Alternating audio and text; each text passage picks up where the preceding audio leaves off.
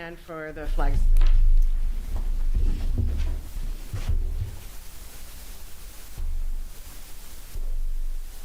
Pledge allegiance to the flag of the United States of America and to the republic for which it stands, one nation, under God, indivisible, with liberty and justice for all.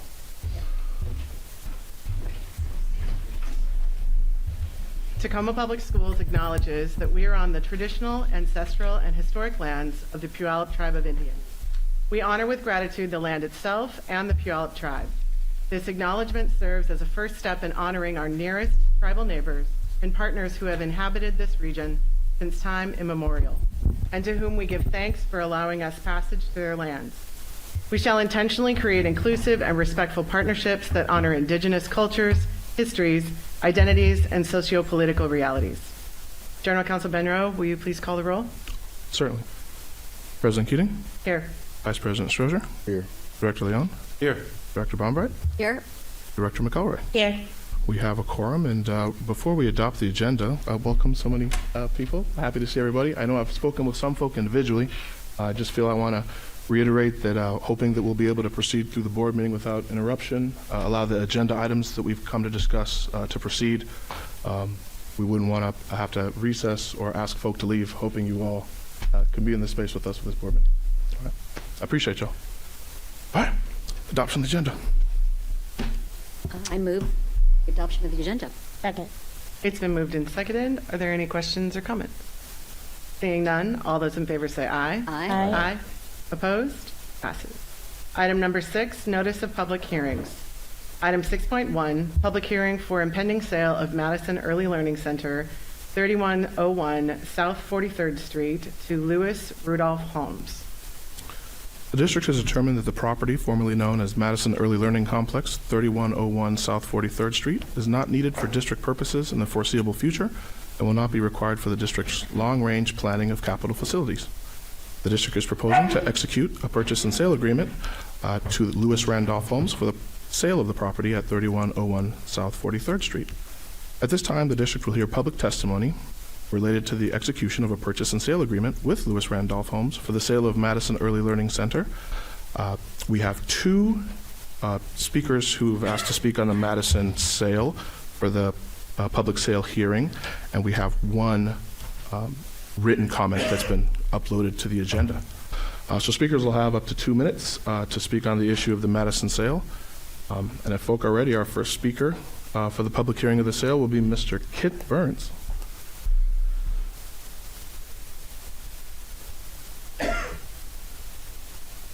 Very good.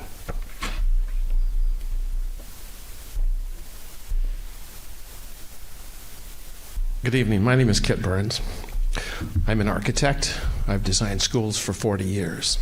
So I have a little bit of experience. I've lived in Tacoma for 30 years.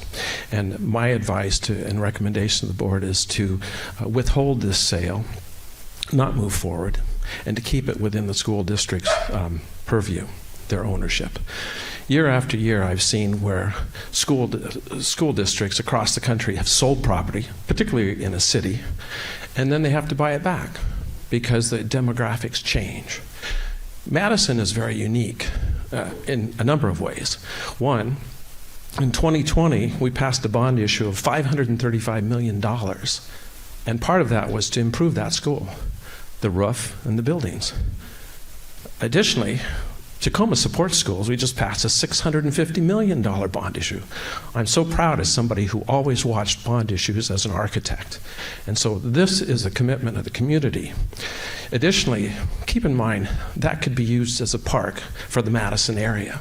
Now, I don't know if the board has taken the time to walk down there. I just happened to do that recently in the last month and a half.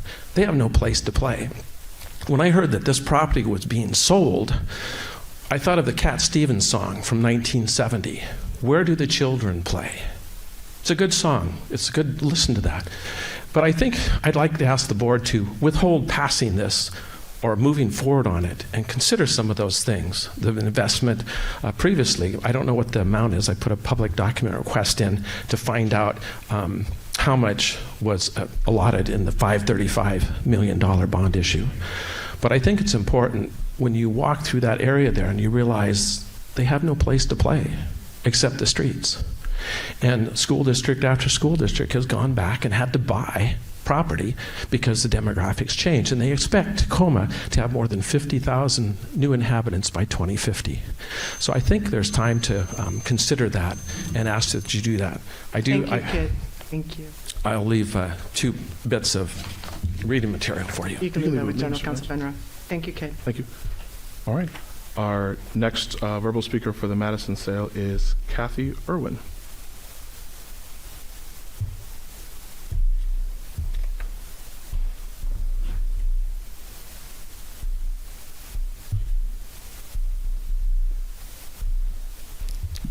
Hi, my name is Kathy Irwin, and I'm a South Tacoma resident. Worked formerly in healthcare for many years before I retired.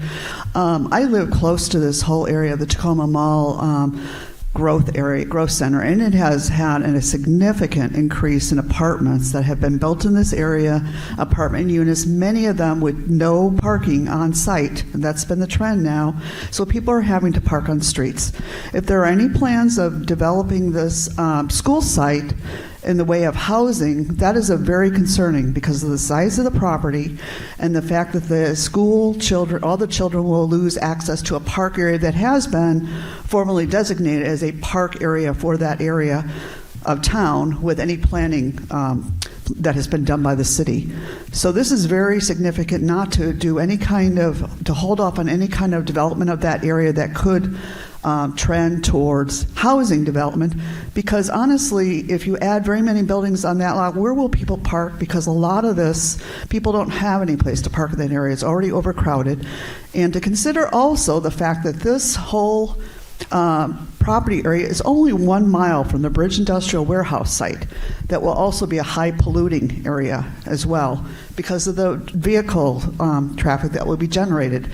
So this is another area where you don't want to be adding in too many more families or congesting the area because of the potential pollutants coming down down the road, literally, for this area. So this is not a place to add more family type housing in right now. So I ask that you consider, at the very least, to maybe even see if this can be separated out into parcels to be sold and not the whole thing, but leave some part as a park area. Thank you. Thank you. Thank you.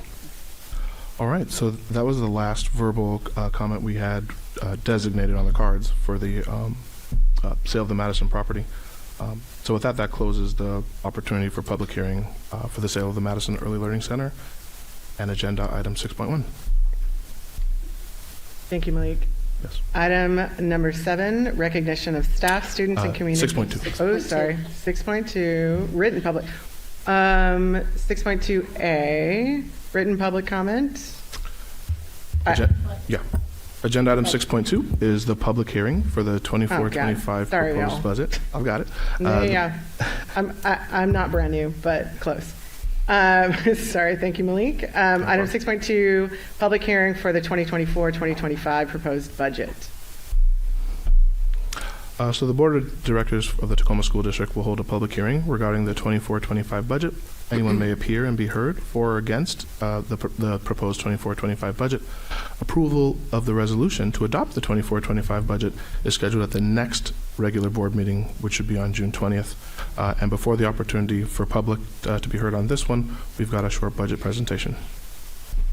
Oh, very good. Good evening. Thank you for the opportunity to present to you this evening. It is my honor to be able to present you with the 17th budget that I have prepared for the school district this year. So the first, I don't have the clicker, I'm sorry.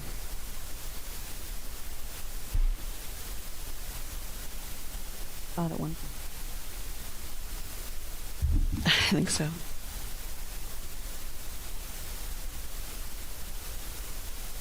Click it for me.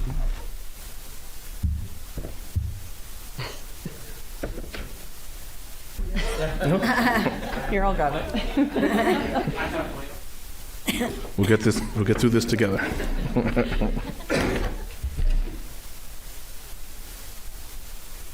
We are not stopped by challenges here.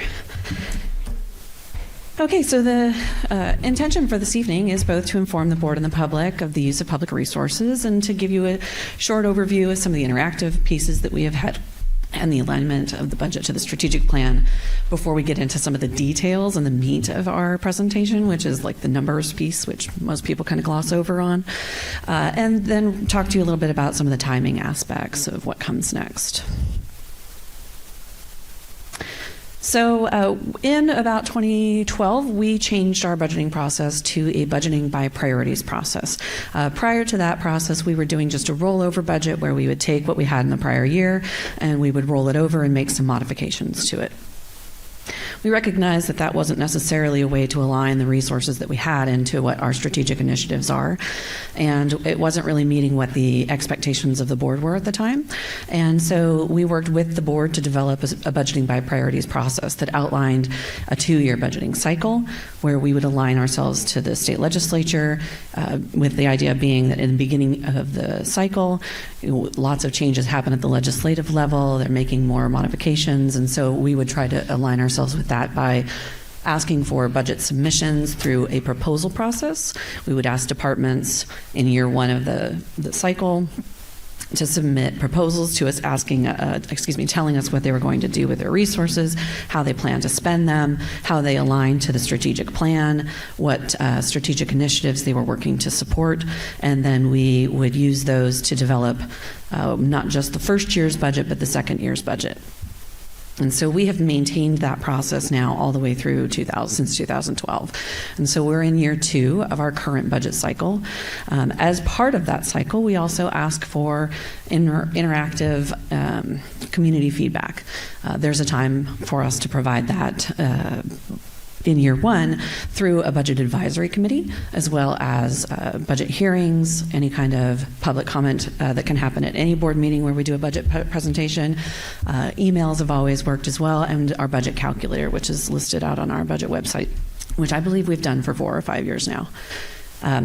In February of 2023, we actually developed a budget advisory committee, and we had a number of community members and union members and PTA members, staff members that participated in that budget advisory cycle. We get a learning sessions with them, 5 learning sessions to be exact, where we shared with them how budgets work, how we've developed our budget in Tacoma, what the legislative funding mechanisms look like to give them an understanding of what those pieces mean, and then had them meet with program managers in detail where they could ask any question they wanted about the types of things that we were building our budget around.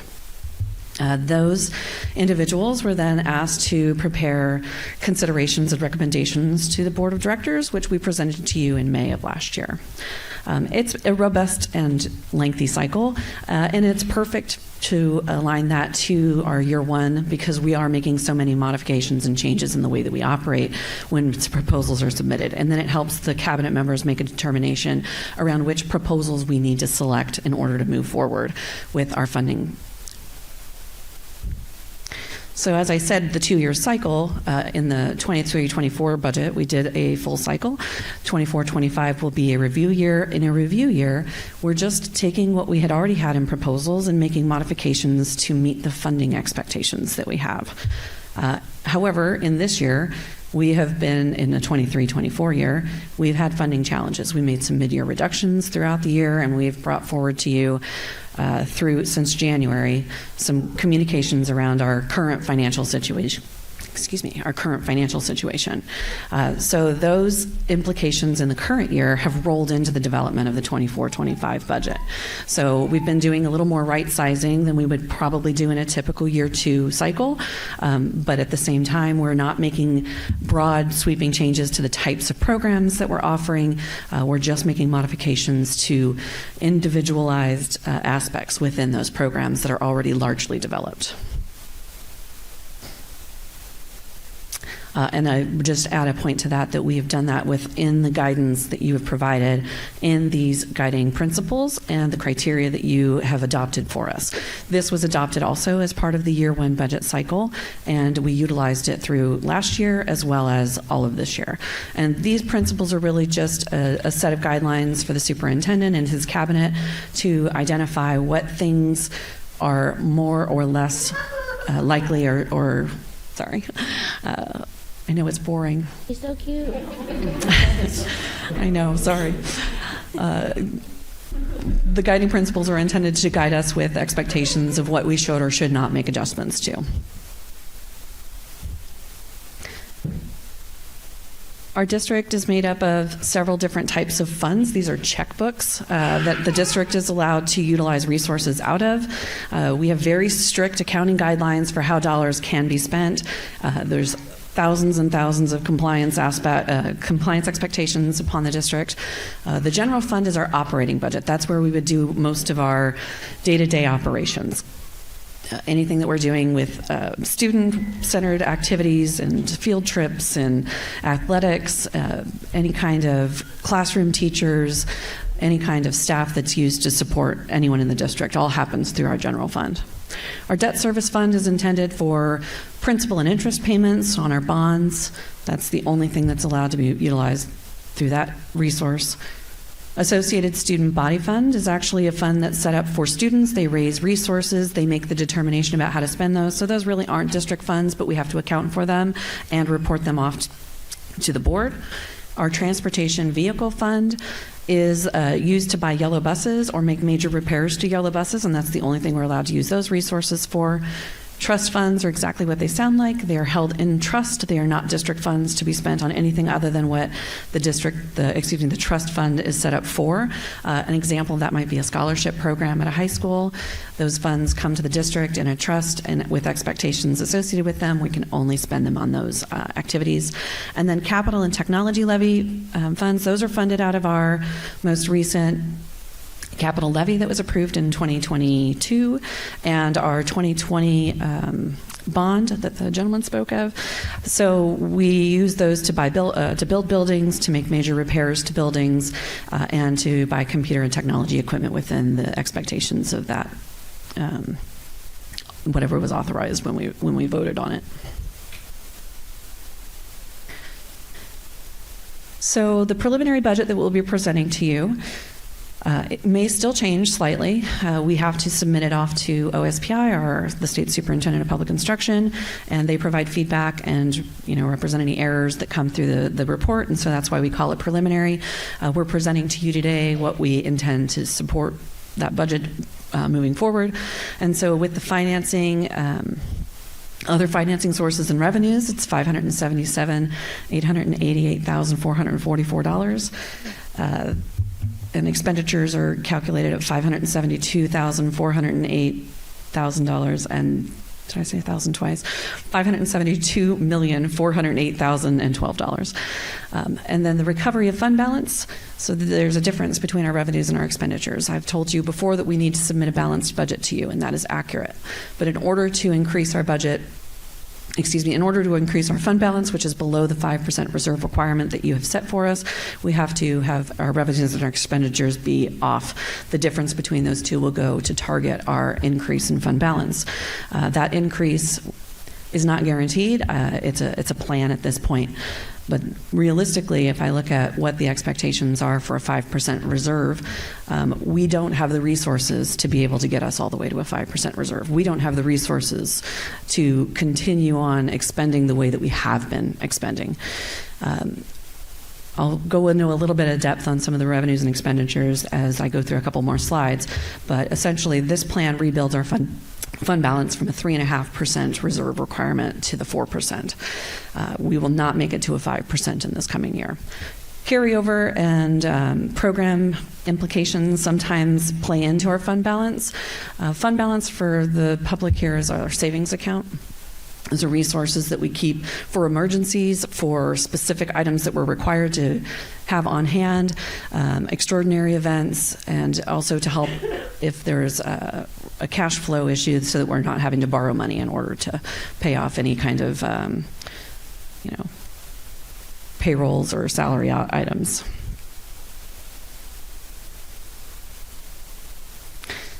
So as far as our revenues are concerned for the preliminary budget, 72% will be in state funding. That's a little higher than what we've had in past years, but that's partially because we've expanded our elementary our early learning program with a transitional kindergarten program.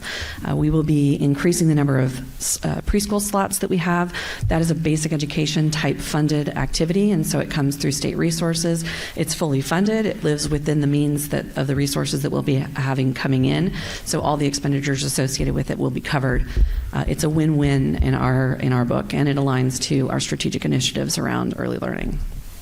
But it does increase the number of state dollars that we'll be receiving. Our levy will represent around around 13.5% of our resources moving forward. That's just voter-approved levy that has been allocated. Our federal dollars will be 8.5% of our total budget, and then the remainder will be other revenues and local non-tax. And typically, if we charge any kind of fees, if there are any donations, things that we might receive from other school districts for educating some of their students, those are the types of things that fit into that bucket. Interest, income would fit into that bucket. Our revenues grew by about 4.5% from last year. Expenditures, on the other hand, at $572.5 million roughly, will represent our classified salaries at 17.2%, so that's $98 million. 49% of our budget will be in certificated salaries, and benefits are about 20% of our salaries. So that's 86% of our budget that goes into salaries and benefits. Typical budget would be 85%. 86 starts putting us into the realm of, are we able to cover all of the expenses that come along with managing a school district? We have lots of curriculum needs. You got to buy toilet paper, you got to buy food, you've got to buy insurance, you have to buy utilities. And so the more we spend on salaries and benefits, the less we're able to buy some of those other accoutrements that come along with the expectations of running a school district. Expenditures grew by 3%, and that was a forced growth. We actually, if we look at just our salaries and benefits grew by 6%. That's with the reductions that we already made. So our revenues only grew by 4.5%, but the salaries that we covered in this budget grew by 6%. Which means then we had to make reductions in other areas in order just to keep the staff that we had planned on the books as we move forward. As we continue to progress through budgeting over the next several years, this will continue to be a problem. It's largely driven by market-based salary requirements and also by legislative action as the implicit price deflator or the cost of living adjustment that the legislature defines increases, then we will have to continue to make room for those expenses either through reductions in salaries and benefits or reductions in other areas. But we're running out of room in order to be able to do the latter. This is a slide that we're required to present this year.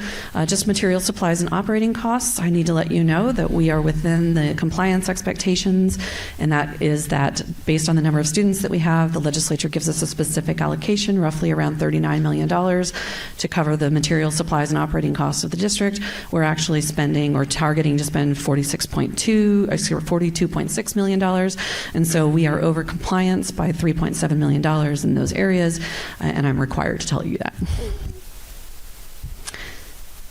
Just going back to our strategic alignment of the budget, as we've defined this over the last several years, I think what's most notable, as I mentioned, in the early learning aspect, you have for a little bit of growth here in early learning that's related to the transitional kindergarten program, and you'll see that operations has reduced, as I had indicated to you.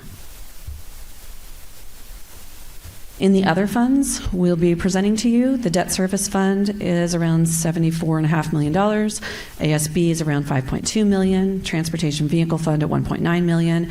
Capital projects fund around $167.7 million. We're also required to present a 4-year budget. We are mystified by some of the expectations from our legislature, and this is one of them because we don't know what the funding is going to do other than whatever the legislature decides to do. That's the primary driver of our resources, and so what we do is we use the Office of Public Instruction's multi-year calculator tool and identify what our revenues are likely to be based on what they have indicated to us, and then we force balance the expenditures because our expectation is that we're going to live within whatever the means are of the revenues. We don't have an ability to go out and generate revenues, at least not in a meaningful way beyond grants that usually come with their own expenditure expectations or match requirements. And so we will just present this to you as here's an example of what a 4-year budget will look like. We're required to present this. Can I ask a question about that in reference to the legislature? So I know that for several years there's been conversations about the STARS, the transportation funding model. So as we present a 4-year budget, and if the legislature does do what they have indicated they are going to do in terms of fixing that acknowledged broken funding formula, how will that, for the public? Yeah, I would say that really the only meaningful data here is going to be the first year. The first year gives us an expectation of what we're putting in our current year budget. Beyond that, it's a guess. It's a wild guess. And so the reality is that as the legislature makes changes, we will modify whatever budget year that occurs in, what those changes are, and we will adhere to whatever the expectations and needs are of those individual years of legislative action. And so this is a starting point and a target. It's more to make sure that people are aware that we do have to think forward as far as budgeting goes, and it doesn't have any relevance. We're not required to meet or even report back on what we've reported here. So for clarity, we don't know what 25-26 is going to be, and that's the importance of aligning it to a 2-year budget. And so we will be in a place where we have to wait till the legislators make decisions next year in order to determine what resources we have. And we've presented to you in the past the gap between what is provided and what our expenditures are. Even in our TK program, when we say it's funded, there's still a gap in how many employees we have, what the state provides for those employees, and the salaries for our employees. And that's the reality of it. So when we present this to you, it's very important for us all to remember is this is based off of what we know today. Reductions, enhancements, there is no way to tell what that looks like in 25, 26, let alone 27, 28.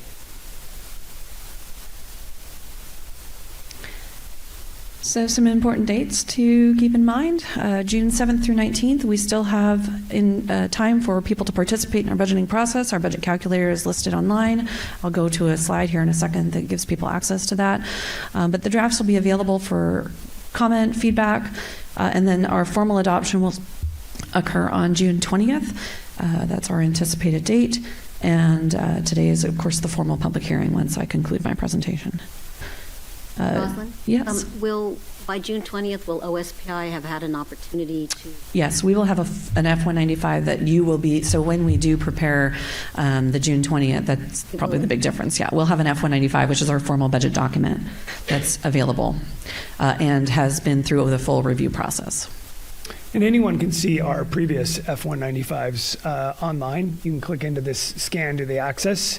You can read all 290 plus pages of what that looks like in there. So we want folks to see that, and you can see where we've spent in the past and previous years and that opportunity as well. It gives specific codes. Yeah, there's also some annotated versions for the current year so that you don't have to dig into those deeper, more horrible presentations of what's required to be presented for the state budget. But the budget calculator is available through that website. That is a online tool where the public can go in and get a little more get a little deeper into what our budget looks like, make modifications. They can actually submit it to us. All the commentary comes back to us. We did have 1,500 people viewing that budget calculator. Only 5 people actually submitted modifications and changes and comments, though. So a lot of traffic going to it, but not a lot of commentary and interaction from it.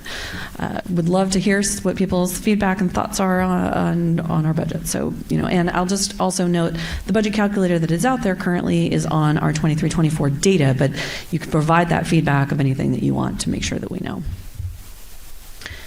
And that concludes my presentation. Or there's I just want to thank the team. There's a small and mighty finance team. We took hits all the way through the district, all the way throughout the year. Medina Kristen Bell, Jody, I can go down the list. There are not many. And then Team HR, we have to balance. Our greatest asset is our resources, our staff all across the board. And so we have to balance that. And so Team HR has to look at that in accordance with the proper timelines that we've all agreed to. And so I just want to give a special shout out. This is not easy. Last time I shared with you that we are not alone in this challenge. There are, unfortunately, all across the state, we are facing this challenge. So big special thank you for all your efforts, and we'll keep on adjusting and making the best we can with what we've got right now. Yeah, you coming? Ready? Go ahead. Want to go first? Well, thank you, Rosalind. Thank you. Well, no, don't have to go away. I'm just saying thank you. I thought you were releasing me. No, thank you for the presentation. I just want to make some comments on some of the points that really struck me, both historically as well as current in the situation and how it's evolved over my time on the board, which is, I'm in my 5th year, so lots gone on. Of course, got appointed, and then 2 months later was COVID. So it's not been a normal cycle since I've been on, but it has been uniquely different each year. So it's been challenging. But I want to say a couple things. One is things that you said that were, I think, important for the public to recognize, that we have a 2-year budget cycle, and that's just the 2nd year of that 2-year budget cycle. So the first year is the time last year was when we came up with new programs and looked at revising the existing programs and what we were going to be focused on for the 2 years, including this year as a 2nd year. And just like the legislature, when they have the first year, it's just hectic. It's a longer period of time, and they do a lot more policy work and fiscal work. And then the 2nd year, the short session, is just tweaking and trying to keep within, depending on where the economy's gone and all of that. Same for us, right? This year was not to be a year to do much. Correct. And yet we had to do a lot, because what happened was we were on a trajectory to not meet our budget. And so we started early. We looked at this, took the fiscal responsibility, started early, actually started last year, to sort of try and mitigate some of the costs we were incurring with the end of the ESSER money, as well as a continued reduction in student enrollment, which is where our money comes from, or a bulk of it. And so I think that's really important to recognize, that this year has been really, we've had to do more than normally we would do, but this is not a year for change usually. So Thank you. And I would add to that, that I have 2 things to add to that. One, you hit on both talking points that I forgot to include. Enrollment and ESSER are 2 big changes that we always have to be considerate of. ESSER was a federal stabilization dollars that are no longer available to the district. They expire at the end of this year. And so we will no longer have access to those federal resources. And then something else that I would think would probably be very helpful for the public is to understand that when your expenses exceed your revenues, just like in your home budget, you have to find the ability to buy things elsewhere. So that would be like a credit card or a loan. In school districts, that would be the fund balance. And when the fund balance is depleted, you go into what's called binding conditions, which is essentially bankruptcy for school districts. And when that does happen, and that has happened to a number of school districts, there will be 5 that I know of right now in this state that are on binding conditions for the coming year.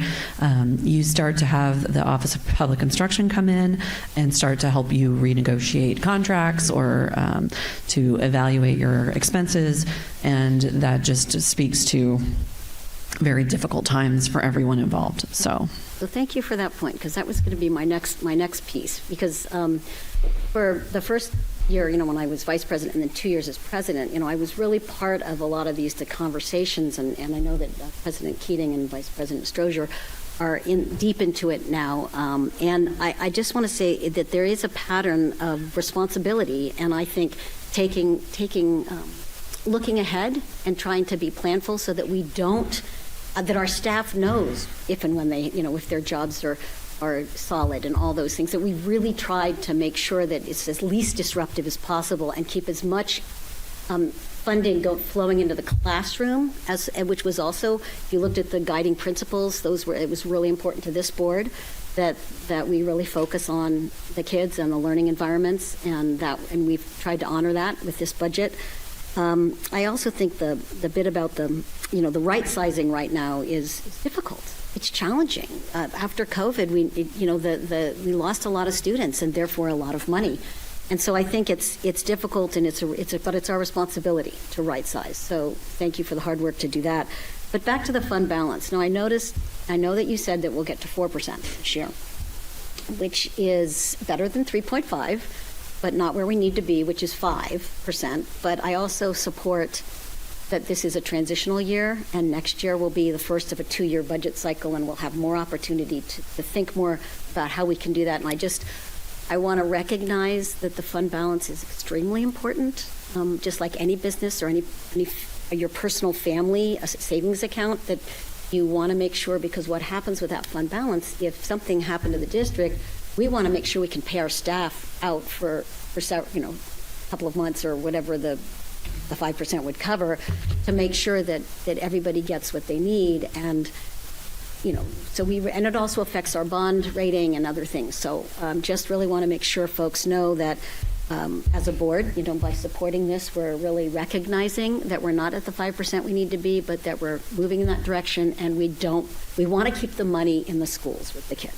So, and we're supporting the kids now instead of saving it for kids in the future. So I think it's a responsible thing to do. The other piece about your presentation that I thought was so telling is that 86% of our budget pays salaries and benefits. We are investing in the people that are working with our kids. And so I just really want to make sure folks are aware of that. And we're also trying to be creative.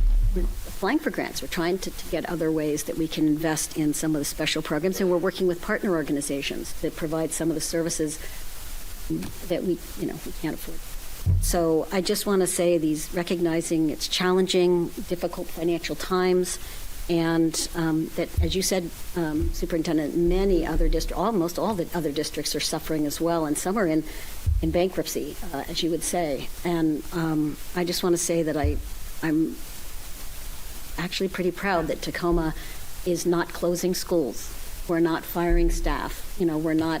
It is an opportunity to focus on what we are trying to save, because we've got really creative and innovative programs that we should be proud of. So I want to say that I really enjoyed your presentation. I thought it was, I just wanted to point out those things that came to mind. Thank you. Dr. McGovern. Hi, Ms. Medina. Question. So I did hear your plea to have more people utilize the budget calculator. I know last year I did a lot of promoting of it, but this year I did. And how would one find it? And then also, how will your team utilize the data from what people, the constituency, students are putting into that? Thank you. There's a tiny URL there that's listed, so people can access it through that, or if you have a phone, or if you have access to this presentation online, it's available to you. You can also just go to our website, on the district's website, under the business and finance area, under budget. You'll find all of these resources and many, many more. And you can peruse for hours. We've got thousands of documents out there, it feels like. And so we do welcome that information to come back to us. Without the submissions coming to us, we don't really have any understanding of what people's thoughts are as they're reviewing the budget calculator. But for those submissions, we can put together a synopsis. Yep. So we'll be happy to do that and put it into a Friday report for the board. We review them and look at them, and if there's anything of significance, and sometimes people just say cool or thanks. So we can be sure to share those, and then of course we review them and communicate with the cabinet if there's any relevant information. That's awesome. I just feel like, people are getting involved, which I'm excited about. That's how I got into the school board. I wanted to know what was going on, didn't understand what was going on specifically with the budget, and it was taking me off. And so I didn't know that there was a way for me to utilize my voice in other ways, because there's a lot of people who watch our meetings online who aren't able to come in because of the time, right? So I want to make sure that they're understanding that there's a place for them to have input on the budget if they couldn't make it to the budget hearing. So that's why I'm like, tell them where to find it. Tom's not bothering you, but put it on our website, put it on Facebook, so that people can really access that before the time is up. Thank you. Thank you. Dr. Leon or Vice President Sturger? Thank you. I just want to echo in terms of, I know that we've had some extraordinarily difficult conversations for months, and none of these decisions are easy because we know they impact people. And regardless of the perception, the priority has been to protect people and our staff and keep them employed, because the impacts of having to RIF are far greater. And so knowing like so many of our colleagues in other districts and in Pierce County and across the state who are having to lay off staff, I feel a sense of relief that that isn't an impact that we are having to put on our staff that do extremely meaningful work and impact the lives of our students and our community. And I just want to also add that I have lost count of the hours of conversations and analyzing and reanalyzing and questioning and assuring, like, is this the way? Are there other ways? What can we do? And I realize that also is not something that the public gets to see. We have many of those conversations here that, in board business meetings, in study sessions. I mean, I feel like we have talked about our budget at almost every single meeting this entire school year. And we have tried to do our very best to inform the public of what we were facing, what was coming, and the strategies that were being implemented along the way. And I also, to Director McElroy's point, there are a lot of people that don't have the capacity, time, or ability to watch our meetings. And so it's very difficult to get information and also feel like there was a way to contribute to the decisions that were being made. So I just want to echo the things that have already been shared, and thank you again for your presentation. Madam President, there's a technicality that I just want to put a pin in, and is most of the time when we hear about layoffs across the board in the field of public education, we talk, and many of the headlines, it's around our certificated employees. And I want, for full transparency, we have laid off people this year. We've laid off administrators, we've laid off support staff. And you'll remember we did that as early as we could because we had to mitigate, as well as to give people as much time as possible to find new jobs, new supports. And we have given you updates of sometimes we've been able to bring them back into new roles. And so in the context of where we are around deadlines and RIFs, I would not want anyone to imply that we haven't been there as well in there. So I just needed to say that, and so that if this is the first time you're hearing this conversation, and we've been down that road throughout the whole year. Thank you. I think Superintendent, your point is that, we have been, if the people, we focused on the administrators versus the classroom teachers in a part, at first. I don't want to allude that I had a point. I just didn't, meaning that anything other than a recognition, as President Keating mentioned, that we're not doing layoffs. Right now, we are not doing those in regards to our certificated staff. And so as we're all learning together, I wanted to make sure that that was not lost. And so I didn't have a point other than just to recognize, and I didn't want anyone to say, well, President Keating, that's not true. I understood your intent, and so it was just a moment of clarity. So I appreciate that correction. Thank you very much. Thank you. All right. Thank you so much, Rob. Now moving on to item 6. Just wrap up the hearing real quick. We're right, 6.2.A. Yeah, so we have received no written public comment for the public hearing section of the proposed budget, though we have one verbal comment that was submitted in the subject line that requested to be heard related to the budget, and that comment is from Jason Struna.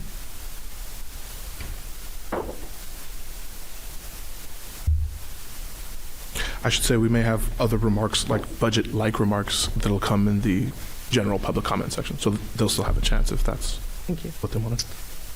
Thank you. I'm Jason Struna. Do we have a timer for? We just want to make sure I'll be you. brief. Oh, no, but if you just give Tracy just a moment to make sure that you have.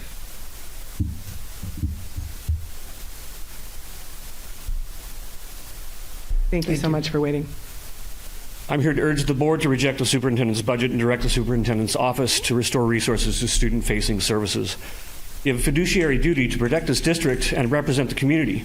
Demonstrate your commitment to the community by protecting our interests against the current staffing choices being made by the superintendent's office. You are our elected representatives, not the superintendent's. As the budget stands, it's difficult to see how it reflects the strategic goals, guiding principles regarding academic excellence and health and safety. You can do better. Revise your models, divert some of the $59 million for administration, which is roughly 15% of the academic budget, to behavioral support and guidance counseling. Thank you.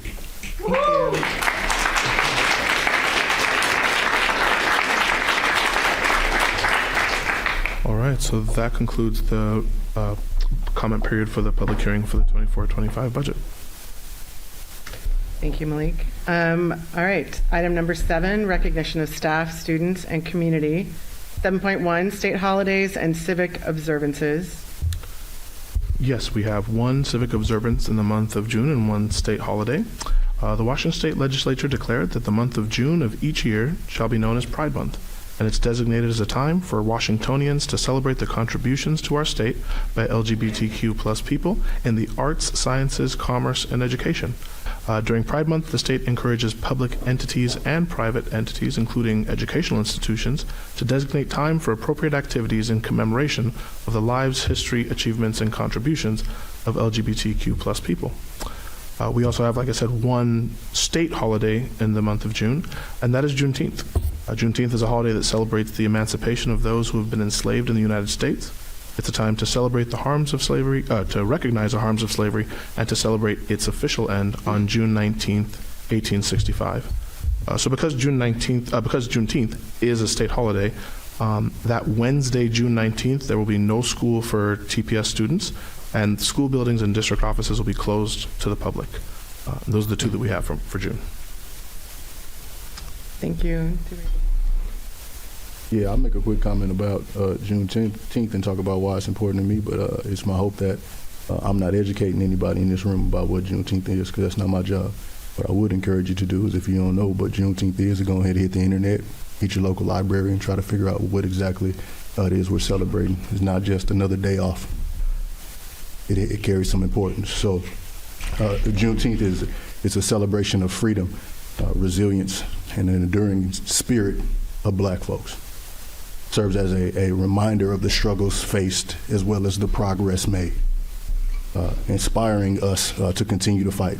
What fight is that? It's the fight that's going to lead us towards building a more inclusive society for those to come, because there are going to be babies to come. So we need to make sure this place is set up and rocking for those who look like me. So for some of y'all who don't know, like, the Emancipation Proclamation came out, yay, you know what I'm saying? Slavery's over for some. It wasn't about 2 years till the last folks who were enslaved heard about this. So think about that, and also in relation to how black folks are treated today. I'm just going to put that out on a pedestal and leave it there for you to take it however you'd like it. But Juneteenth, June 19th, there are tons of events across the city that are happening. I don't know if Director McElroy has that in her board report, but it's posted, so participate, learn a little bit, and enjoy it. Thank you. Thank you, Vice President. It's in my board report. He knows. All right. Yeah. No, It's but done. did you have anything else you wanted to add about June? In my board report. Okay, ma'am. All right. I wanted to add on, given that it is part of my responsibility to help educate myself and others about Juneteenth particularly, as I was reflecting on it earlier today, the American History Museum in DC has incredible resources and information. And I think the thing that is extremely important to me to rectify with and understand is that there were 250,000 enslaved people in the state of Texas who the state of Texas refused to tell them that the Emancipation Proclamation had passed intentionally. And it wasn't until the federal government came in to say to free them. I think that the other way that I know that I've learned about Juneteenth is that it marks our country's second Independence Day. And I think that for white folks like myself, it is not something that I grew up knowing about. It's not something I learned about until I was an adult. It wasn't taught when I was growing up and in school. And I find it to be extremely important that we educate ourselves to help young people and others to know what the actual true history is of this country, to be able to rectify it and move forward. And then the other thing I wanted to talk about, I wanted to just acknowledge Pride Month. And I've found myself as someone who is a part of the LGBTQ community, feeling less celebratory this Pride than I have in many Prides in the past. Pride started as a riot. Stonewall was a riot against police brutality, specifically to trans and non-binary Black and brown people in New York City. And the Southern Poverty Law Center, if those are so inclined, has some remarkable history about just the history of Pride itself. And I think that there are a lot of reflections of surges of anti-LGBTQ rhetoric and violence and attempts to eradicate and erase the existence of LGBTQ people in history, in classrooms, in books, in libraries, in anti-discrimination protections. We have that here in our own state. We have that happening on school boards in our own county, our neighbors. And I think that it's really important to the point that Vice President Strozier made about there are more people coming and we have to continue to fight, not just for ourselves, but those that are coming after us. Pride just feels a little more somber to me, and I don't think I'm alone in that sense. The violent rhetoric has increased. It is here in our community. It happens between our students. It happens in our parks. It doesn't matter who a person is. The rhetoric is here, and we have to work to address it, disrupt it, and eradicate it as best we can. President Katie, I was going to let y'all sit with that. I just feel that I want to say thank you to both you and Vice President Strozier for speaking your truth about communities that you are a part of and also communities that you represent. I think that by saying what you both have said tonight, a lot of people are unaware of the amount of hate mail that we get.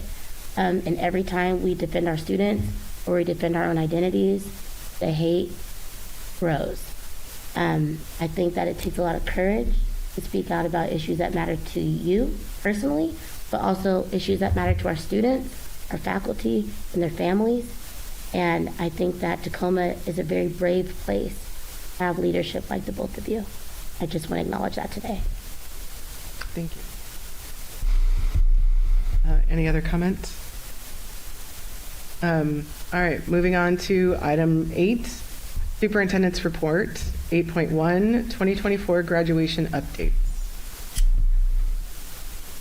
Mark, can you help me right there? Thank you so much. Our communications team, starting off with tomorrow with our community-based transition program, we start, and I guess I would extend we started off a couple weeks ago with our Native American celebration, and this is the time of celebrations, right? There are a number of folks celebrating, and we have thousands of young youth with their families and friends across the district that will be enjoying graduation ceremonies next week and starting tomorrow with our CBT, which is our community-based transition program.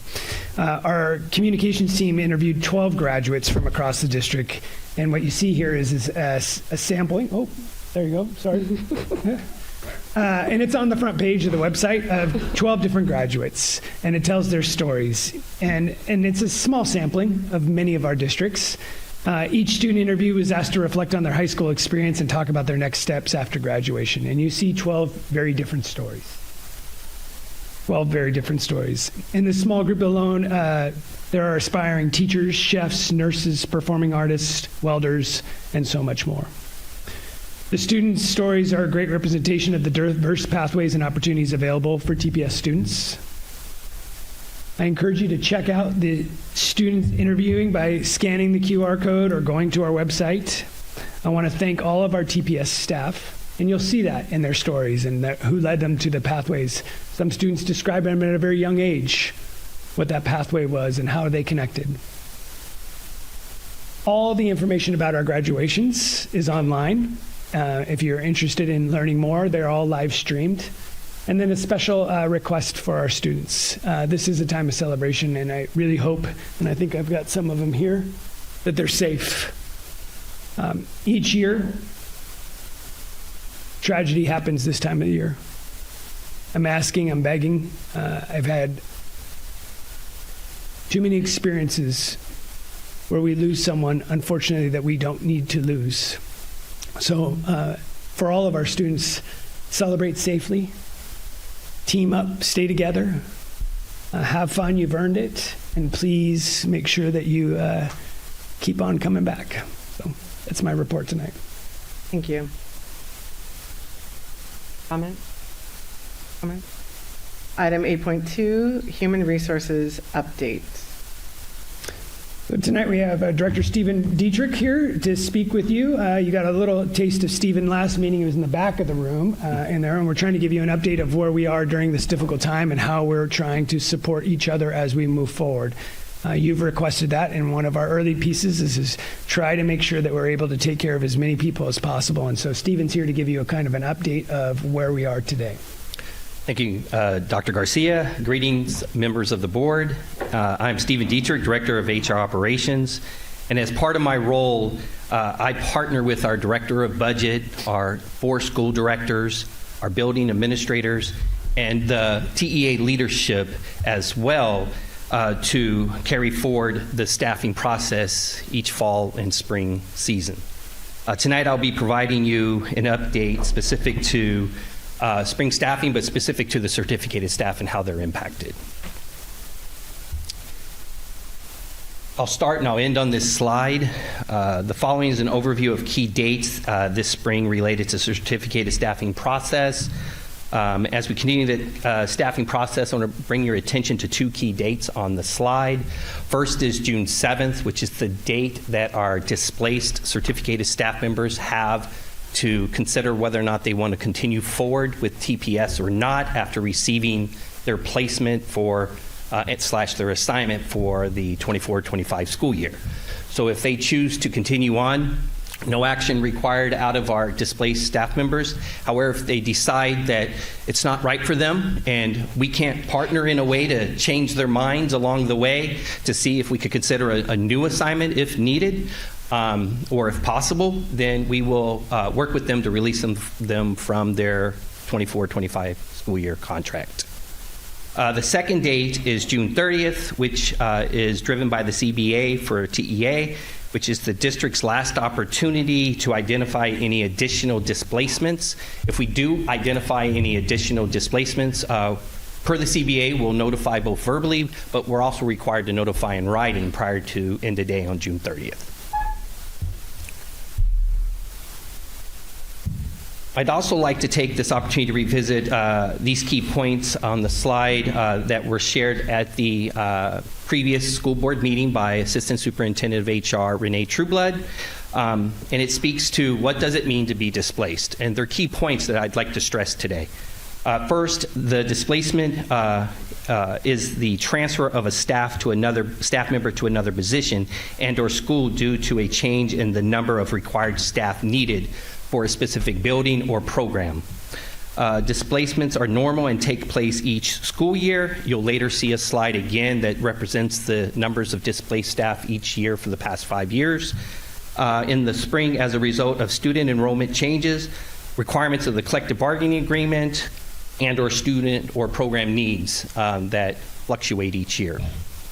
Staff that have been displaced retain a position, include pay and benefits with Tacoma, but just not in their current position that they occupy in the current school year.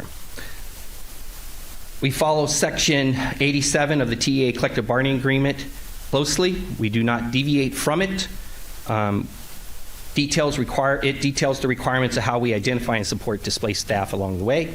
And then lastly, I just want to stress that displacement is not the same as a reduction in force. Our staff that are displaced continue with their employment with TPS. I spoke of this slide just a minute ago. As all of this, you'll notice the 5 years covered. The blue represents district-driven displaced staff notifications, where the orange represents staff that have volunteered to self-displace for one reason or another, basically to find and get a new assignment separate from the building or program they currently are part of. Of the 65 certificated displacements, 3 of the staff members were undisplaced due to resignations or retirements and were returned back to their previous building from the previous staffing season. As I noted earlier, the remaining 62 certificated displacements have a new assignment determined and have received their final placement notification from Human Resources. Please also note, again, the bar, each bar for each year and the orange highlighted number for volunteer self-displacements. I'd also like to provide you with some information on how we collect and consider the preferences of displaced certificated staff members as we move through our spring staffing process. In support of the whole educator, displaced staff members were afforded the opportunity to rank, order their preferences on open positions for which they are qualified. As a result, those that were placed were not required to interview and were introduced to their new location administrators. Moving on, I'd also like to provide you with some additional information regarding how these displaced staff members were placed into new assignments. 18 of the certificated displaced staff will be staying in their current building, but will be taking on a new role. For example, going from a lab specialist teacher to possibly a classroom teacher role. 47 of the certificated displaced staff will be changing buildings. However, 17 of these 47 certificated displaced staff members will be changing buildings have volunteered to self-displace. Again, all 65 certificated displaced staff members have now been placed in new assignments for the 24-25 school year. And what I would like to highlight on this slide is that 75% of the displaced staff members received either their first or second choice for a new assignment.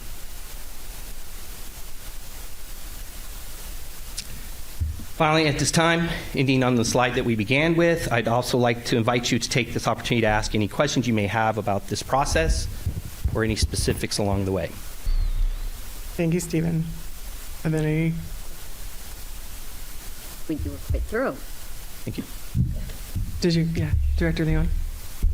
So as we've talked about a few times already today and for many months now, this has been a difficult process. We've heard how the budget has been analyzed and the least effect to the classroom, and that being staff, has been made. It is something that's been not just analyzed here, but we've reviewed lots of documents, the board has, and had lots of conversations with cabinet and other folks and done visits to sites. So I've reviewed a lot of information, and so have my colleagues, and they're not easy decisions, but we feel like these decisions that have been made are in the best interest of our students and our staff. And some of this, I want to make a few of these comments in Spanish also. So, muchos de estas decisiones, los presupuestos han bajado bastante para las condiciones que tenemos por menos estudiantes en el sistema acá. Y tengo residentes que me han preguntado en español y creo que ellos escuchan también que no fue fácil. Hemos revisado muchos documentos para entender cómo vamos a dar los servicios a los estudiantes y tener menos colegas, menos profesores y gente que trabajan para nosotros, que se quedan acá con nosotros. Esas son decisiones difíciles, pero yo estoy con mucha confidencia que tenemos buen efecto para nuestros estudiantes para seguir adelante. So I just repeated what I said. Thank you. Okay.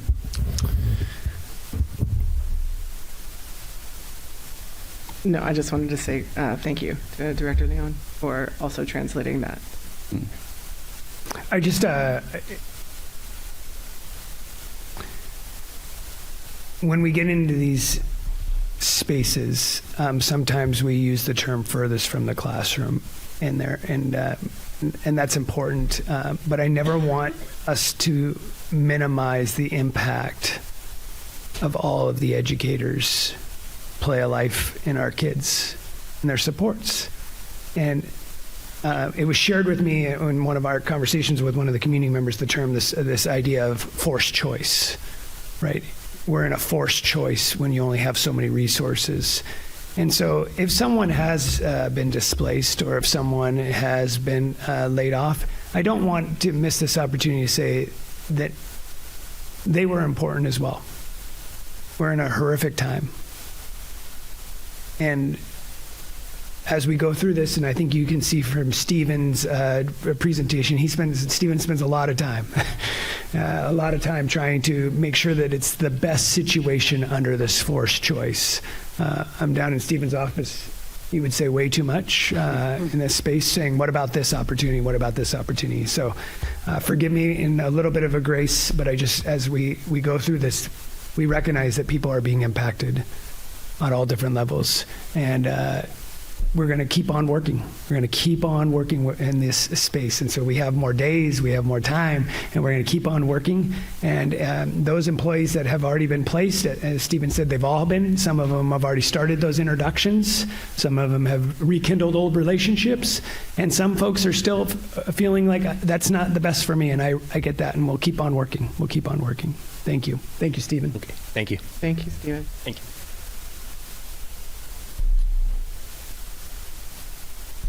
All right, moving on to item 9, staff report to the board, and there is none. That brings us to item 10, members of the public wishing to address the board. Public comment guidelines. School board members encourage public participation. Your civil input is appreciated.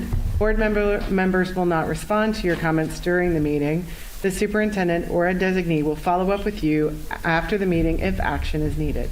Instead of speaking at a meeting, you may also send an email to the board at board@tacoma.k12.wa.us. Please contact the board office in advance of the meeting for disability accommodations. Under Board Policy 1430, public comment, the board president may terminate an individual's comment when the allotted time has passed and may interrupt a speaker to require the same standard of civility that the board imposes on itself. Examples of uncivil comments include comments that are libelous or slanderous under a legal standard, are an unwarranted invasion of privacy, are obscene or indecent pursuant to the Federal Communications Act or any rule or regulation of the Federal Communications Commission, violate school district policy or procedure related to harassment, intimidation, bullying, or discrimination, incite an unlawful act on school premises or violate a lawful school regulation, or create a material and substantial disruption of the orderly operation of the board meeting. The board as a whole has the final decision in determining the appropriateness of all such rulings and can maintain order by removing those who are disruptive. However, the board recognizes the distinction between uncivil discourse, which it will not tolerate, and comments about the board, district, and/or staff that are negative yet still civil in nature. The board will exercise its authority to maintain order in a content-neutral manner. General Counsel Benroe, would you go over both options, please? Yes. We have no written public comment for this evening that was submitted before the agenda was published. And this evening we have 16 verbal comments that we have, independent from the ones we did for the hearings. So at your discretion, we could do 3 minutes or we could do 2 minutes. 2 minutes, please. Okay. So our first verbal public comment this evening is Paul Clower, followed by Emily Golan.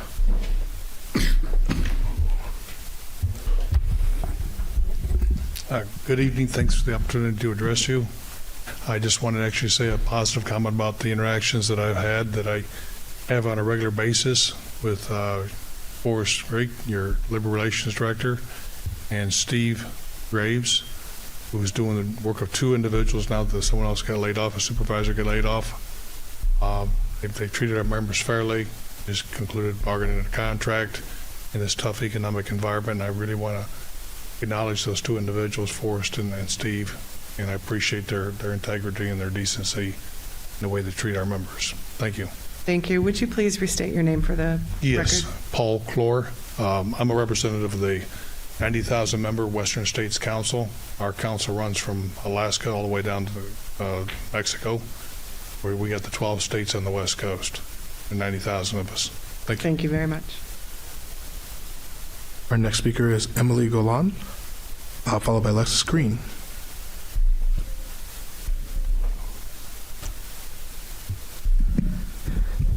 Good evening. My name is Emily Golan. I am an orchestra teacher here in South Tacoma at Baker Middle School and Mount Tahoma High School.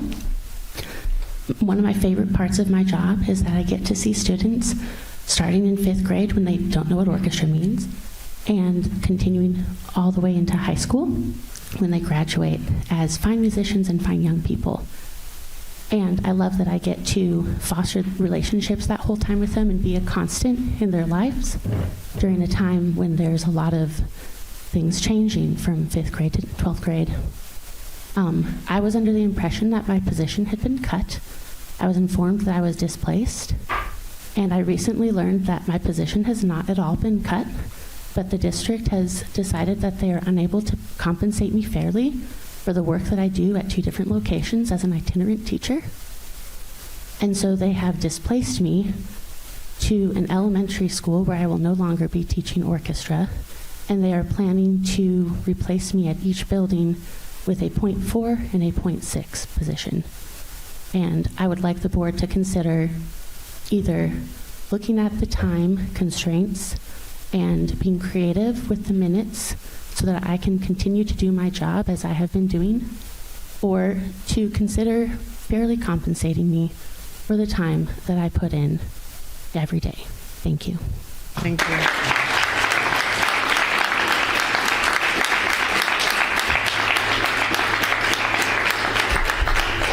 Our next speaker is Alexis Green, followed by Jaden Sparks.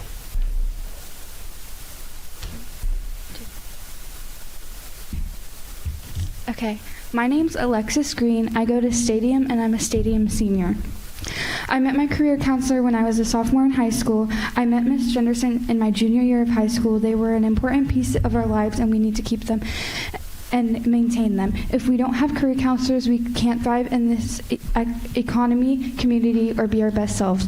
Some people are not able to get the help they need because of their family dynamics, neglect, poverty, mental instability, and more. This ends up causing teens to feel like they will not be anything if they do not have these career counselors. It is the most important thing that we must support our future.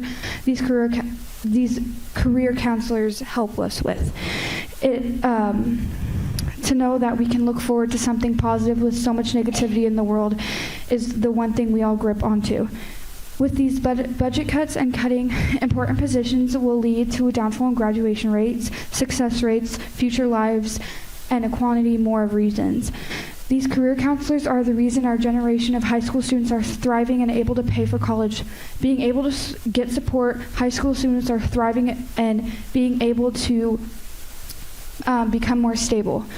It's also somewhere to sit to feel safe. This isn't just support for college, it's support for families and more. This isn't just a career room, this is a family and people need them. If you take career counselors away, not only are you stealing away from the next year's seniors and everyone else, but you're stealing away from our future. You guys are making a decision that shouldn't be a thought in any one of your guys' heads. Parents will struggle, kids will struggle. TPS is being secretive about so much. Everyone has let it be, and now this is taking away from who we all, like everybody that needs it in high school. This is wrong, and everyone will fight against it. The last few years of my high school experience, I have gone through mental health issues, school issues, deciding what college I should go to. I was supported the most in my career counselor. Some people will have a chance at becoming something in their lifetime. We need someone and people who will help us become successful. When I come back. Thank you.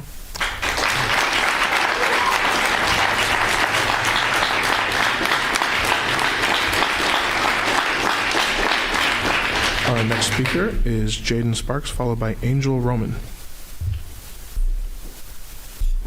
Hello. My name is Jaden Sparks. I'm a former Mount Tahoma student, and I'm here to talk about your decision to remove the career counselor position. Your decision to remove the position of career counselors is, simply put, a mistake, and makes already present hurdles students have to overcome all the more harder without the guidance given by career counselors.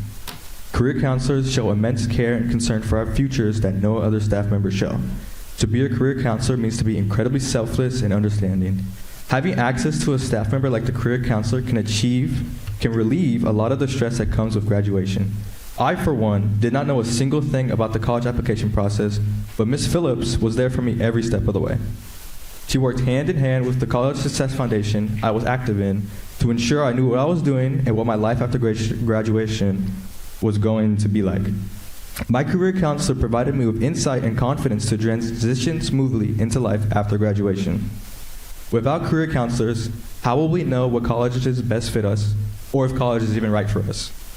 Who will help with our high school and beyond graduation requirement? I hope what I'm saying does not fall on deaf ears and that action is taken to revert this decision. There's still time to fix this.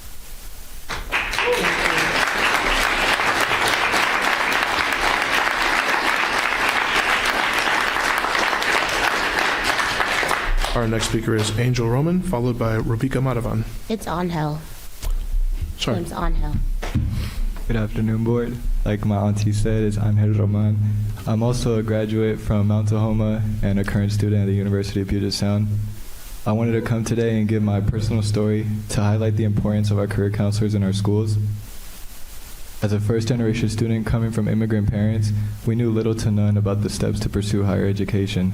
Not everyone has a mentor to guide them through opportunities outside of high school, but my career counselor, Ms. Phillips, is the reason I'm in a private university today.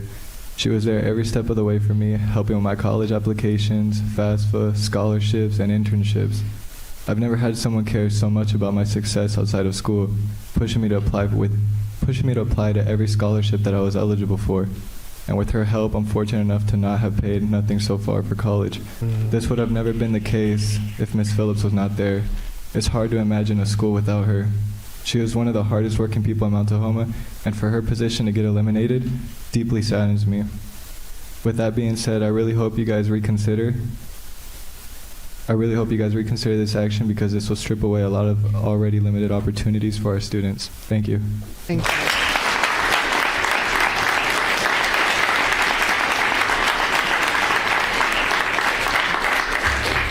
I think here we have Rebecca Madavan, and followed by Penny Kramer after you. Hi, Rebecca Madavan, teacher at Foss High School, speaking on behalf of me and another counselor at Foss. At the beginning of last year, Foss had 2.5 counselors and a 0.5 career guidance specialist. This year, we only have 2 counselors. The ASCA national model for school counseling recommends a student to school counselor ratio of 250 to 1, and at Foss, we're about 300 to 1. And given our school, that's particularly not great. Due to the amount of work that is required for a senior counselor this year to focus on just the high school and beyond plan, she's being pulled from all of these other essential things that school counselors do, such as checking if students are passing classes, helping them access vital resources, providing short-term counseling to students who need it, running small groups, implementing a school-wide school counseling program. Furthermore, because we only have 2 counselors at Foss, our sophomores end up getting the short end of the stick because the priority goes to seniors graduating. And right now, sophomores aren't getting anywhere near the amount of attention that they deserve. This is not only good for sophomores right now, but this will inevitably mean that when their senior year comes around, their senior year counselor will have to do even more work. School counselors are not trained to fill out the FAFSA or the WAFSA. Career specialists have a very specific set of skills that they've honed over the years, and long-standing partnerships with college admissions office, apprenticeship programs, and more that allow them to directly connect students to various career pathways. Having a full-time career counselor at FOSS would enable our 2 counselors to give students the vital supports that they need to succeed beyond high school. Thank you. Thank you.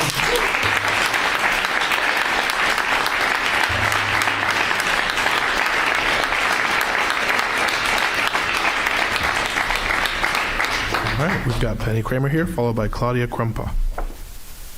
Good evening. I'm Penny Kramer, President of Tacoma Education Association, and I would like to begin by extending my congratulations to our graduates, excuse me, who are finishing their career with TPS and hopefully moving on to bigger and better things. Educators are always told to have data-driven instruction, so I have some. TPS has a 91.1% graduation rate and 99% VANI, which is verification of acceptance at next institution.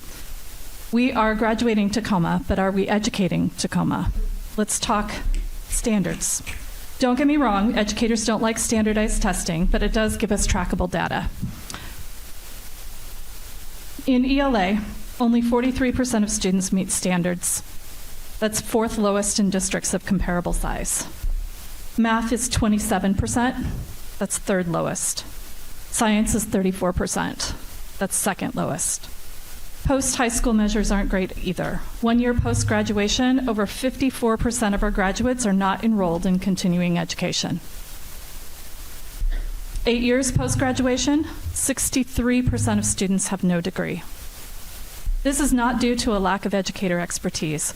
We're doing the best we can with limited resources, overloaded classes, and essential supports being removed from schools. These statistics are a result of TPS leadership's mismanagement. Yes, there are legislative funding issues, and there's also layers of crisis. So what do we need from the school board? We have a budget issue, but we also have a management issue. And it's your job, according to WASDA standards, to support a process for internal and external evaluation of district operations, and provide written performance expectations for the superintendent and communicate those to the community. There's talk about right-sizing the budget. How about right-sizing the administration and the administrator salaries? How about right-sizing our workload? Thank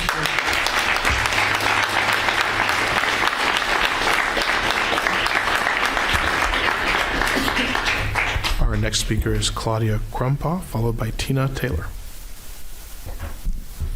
Hello, my name is Claudia Krumpa, thank you. And as a former Tacoma Public Schools community partner and current college access advisor at the Clover Park School District, it's incredibly important for me to not only advocate for the rights and welfare of my colleagues across districts and those whose work has touched and impacted the lives of thousands of students for the last several years and some even decades, but it's also important to always, always put the needs of the students first and foremost. The youth are our future, and we must continuously do everything we can to support them. Especially amidst the worsening economic crisis, we as advocates must provide whatever critical tools possible to support students' access to a quality and dignified life. Career guidance specialists do exactly just that. To dispel this role that has proven to drastically impact each individual student's career trajectories in significant ways is a disservice to our youth and community, especially our low-income and first-generation youth, of which I identify as and work closely with in my role as an educator. Public education is constantly underfunded and thus understaffed, just as we have seen in the budget presentation. It's appalling to me that the U.S. government approved a $90 billion budget for the Department of Education this year, yet over $884 billion in military defense spending. We need to fight for the funding and prioritization of education and our community's basic rights together. I can't accept that this is just how it is, because to accept that is to fail our students. Listen to the students and alumni, hear their stories, their testimonies, and let that move you to continue fighting for our youth, their advocates, and for the future of our society. And let's please be creative, more creative in our advocacy for this. Change is possible, and we can do better. Thank you. Thank you.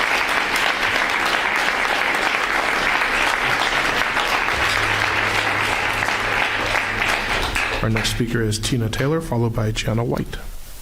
Hi, I'm Tina Taylor. I am a teacher at Bryant Montessori. My pronouns are she, her, and hers. I am here tonight to review some standards.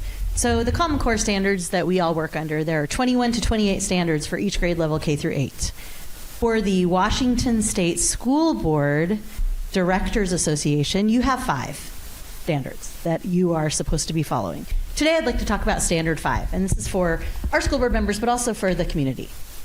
It is engage local community and represent their values and expectations by holding the schools, the expectations they hold for their schools by A, collaborating with families, community members, responding to diverse interests and needs, and mobilizing community resources. So in the sections underneath this, particularly is called out, does the school board follow an established process for referring citizens with questions, concerns, comments, or feedback to the appropriate personnel and following it up appropriately? Something to think about. We do. B, ensuring school board and district transparency through a process that is open and accountable. Listed among 6 points here is number 2, does the board make itself directly accessible to the public? Something to think about. C, ensuring district information and decisions are communicated community-wide. And I really appreciate Director Leon for adding in another language. That's great. But does this board ensure that proactive communication systems are in place to disseminate information and address issues in schools and community? That's two-way communication. And D, soliciting input from staff and a wide spectrum of the community so that a diverse range of interests and perspectives on issues is heard. And in particular, does the board seek meaningful input from staff on changes needed to strengthen instructional programs? So, give that some thought. Evaluate yourselves. We're asked to do that all the time as educators. Thank you.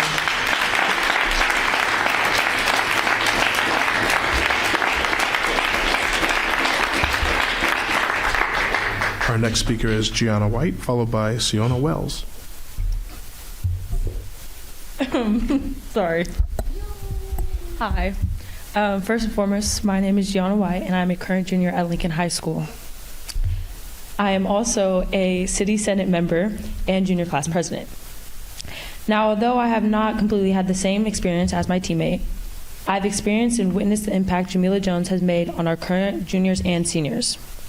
While it's important for us to take care of ourselves, we have also been taught to look out for others, and today those students are at Lincoln. Nope. For other students at all Tacoma Comprehensive High Schools. It saddens me that the idea of taking away a big support in our school has even been considered. Unlike my teammate, I will not get to be able to experience the help like college apps and scholarships. And I say this because when I do ask for help with scholarships that I can currently apply for, the staff at my school send me to the one person that they know that will help me the most, Jamila Jones. So I ask you to think about all the kids within the next couple of years to keep Jones at Lincoln doing what he does best. Thank you. Thank you.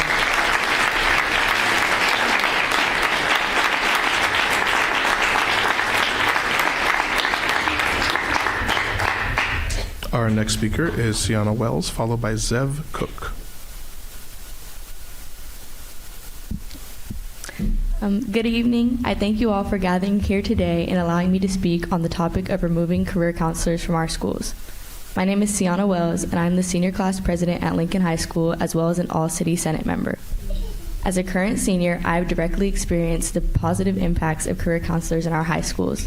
Jamila Jones has aided me in finding the right fit for my next steps in life, and I now will be going to a 4-year college for free and continuing to play the sport that I love. Many students at Lincoln High School do not have the guidance at home that they need, and Jamila Jones has been able to be a positive male figure in these kids' lives. He has had such an impact that within an hour-long assembly, we obtained over 350 signatures from Lincoln students petitioning to keep him in his position next year.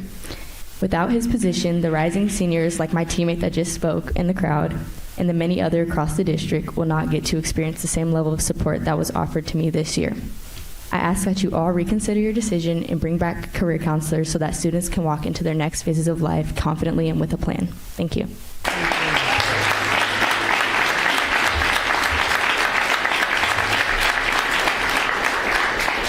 Our next speaker is Zev Cook, followed by Jasmine Walton. Hi, I'm Zev. I'm a grocery worker with USCW 367 on the south side and co-chair of the Tacoma Democratic Socialists of America. I'm here today to support my union siblings and TEA and our students. To be honest, I don't really see why this needs to be an issue in terms of school funding and why the community needs to be on opposite sides of the school board on this issue. We live in a state where there's tons of money. We have some of the largest corporations in the country here in Tacoma, or here in the SeaTac area and across the state. We're one of the richest states, not just in the U.S. but in the country. And instead of funding our schools, our state legislature is instead passing tax cuts to hand over money to companies like Boeing, who are prosecuting a genocide in Palestine. I think that, in terms of what I would like to see from our, political representatives on the school board is, end the consensus culture and the, secretive decision-making and join with our community. We would love to work with you on, going out and fighting for fair funding from the legislature and from our city council. We have, a city where our city manager makes more money than the governor. The city spent hundreds of thousands of dollars paying out settlements to killer cops in our city. The school board can be a powerful voice on those issues if you come together with the community. And that's what I would like to see moving forward. Thank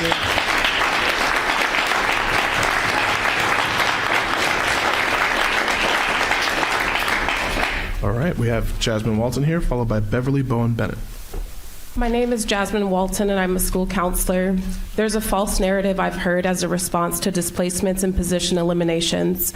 I can speak to this firsthand from being in a building that lost 2 full-time positions within the last 2 years and no significant decrease in enrollment.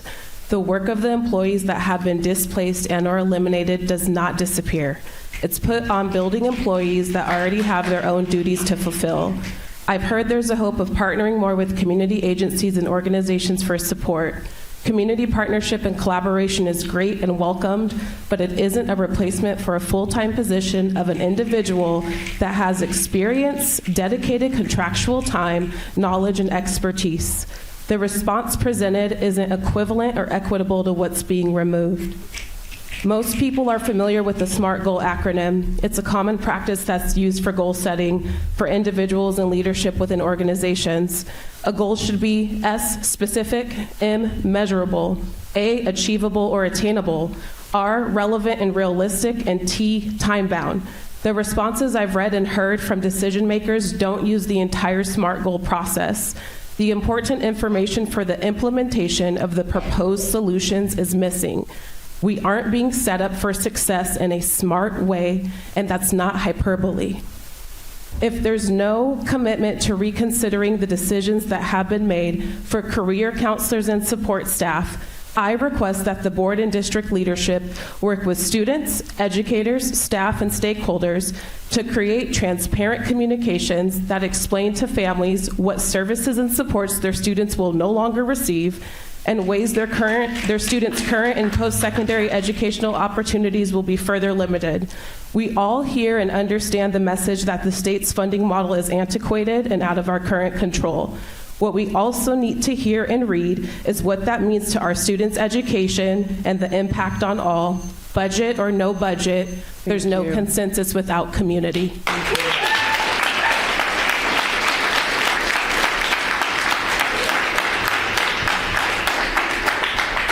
Our next speaker is Beverly Bowen Bennett, followed by Jennifer Place. I sure didn't know what I was getting into when I came to this meeting.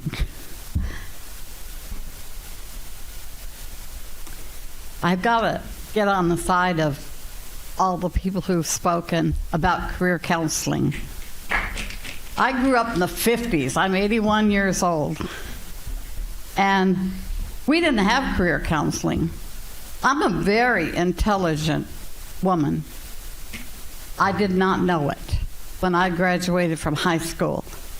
I had no encouragement to go on to any further education. I ended up through many steps of first an LPN, then an RN, and then a BSN, of being a very good nurse. I would like to say that if I had been encouraged in high school, I might have become a nurse in my 20s rather than in my 50s when I finally got my BSN. Well, that's one thing. Another thing is the 19th.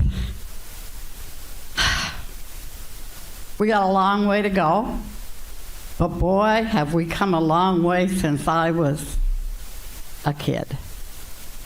At least we're talking on your issue also. And I want to say thank you. Now for the reason I'm here. I live in the Tacoma Mall neighborhood. We were deemed high density just before I bought my little house 23 years ago. My community is absorbing apartment complexes probably on a rate of 2 or 3 starts a month. Many of them not being built in a way that utilizes the footprint of the property in an appropriate way. I understand that the Madison site is going to be sold and it's going to go to a developer. Whoops. President Keating, may I request 30 more seconds for the speaker? I don't know how this all works, but she didn't. She started with some other stuff. Or can she come back and have 30 seconds later? Can she sign back up? I'm going to leave that with General Counsel Ben. I don't know how this She works. can always come back. She can always. come back? She can always. You can come back. There we go. Oh, you can there we go. Beverly Bowitt. What are you going? I don't know what that means. Let's finish these and then I can tell you. There are more other people. Oh yeah, we have. And then I get Beverly, actually go ahead and you can finish. Oh, look at President Keegan. All right. Now, where was I? Okay, I know it's being sold, and it's going to be sold to a developer. Unfortunately, I went to their website, and they build the kind of units that does not use up all the footprint of the property. And the reason that is so essential is that I cannot stand the fact that here we are deeming to be high density and then not use all the land. So I would like to be able to either have the school district write it into their sales agreement that they have to be prudent about how they use the property, or they allow me to come and talk to them on a regular basis and help them to make a design that would enhance my neighborhood. We are losing such a good resource. I volunteer, as you know, I volunteer currently at the preschool there and play with the kids. That's the best part of my week. So thank you very much. And if there's any way that I could have some sort of input on the fact that we hang on to the playground that we got that was just built, and that they do something about using all of the property, I would appreciate it. Thank you for your.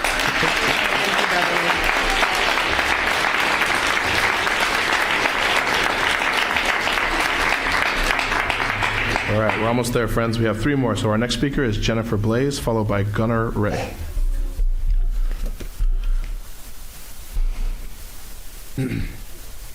Hello. Hi, Jennifer Blaze. I'm a mom of 4 boys, Bernie and Baker. I asked several students to tell me how they've got lots of extra kids too. How Ms. Prodman makes them feel. These are their responses. Safe, cared for, heard, seen, supported, smart, capable, understood, calm, proud, hopeful, and excited to learn. And I asked them what they think of Ms. Prodman. She's kind, helpful, protective, safe to talk to, helps them solve their problems, happy, and a good person. There's a shortage of teachers in America right now, and this is why. We're not valuing the good people in our education. We're just not. And you guys, you're not going to hear anything you haven't heard from every Bernie parent that's come up here and talked. We talked about the new buildings being more important than our kids. We talked about, everything under the sun. I have it all right here. But you guys aren't really even listening. My son, Jimmy, he spoke at one of these meetings and asked you to keep his vice principal. Because we were told as parents that position was being dissolved. We find out we're losing our principal, and instead of moving her up, you guys hired somebody with less experience, who was probably cheaper. Seems to me like there was a couple of HR staff we fired instead. But we're getting the people who work with our kids. A woman who learned another language to better support them. It's unbelievable. And to sit up here, or sit up back there and listen to you guys up there talk about how proud you are of what we're doing. It's just sad. We begged. Our kids have spoken to you. These kids, I'm so proud of you guys. Those are awesome.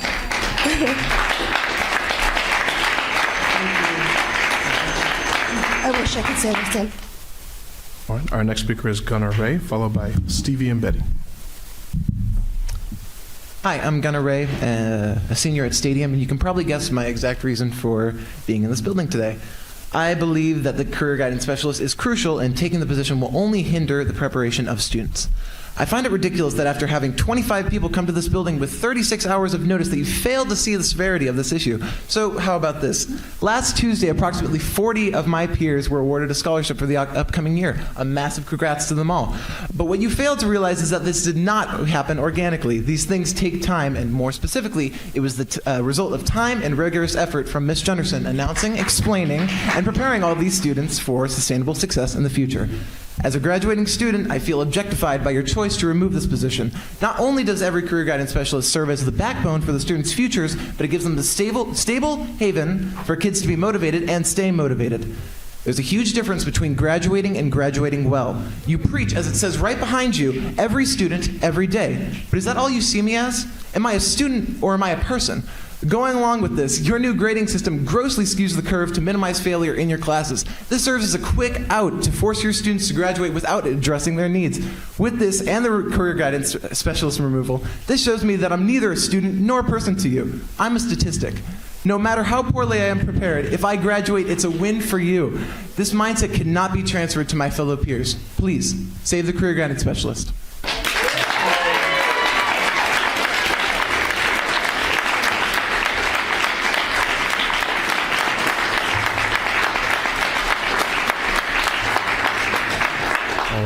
I think we have Stevie and Betty coming up here, and those will be our last speakers.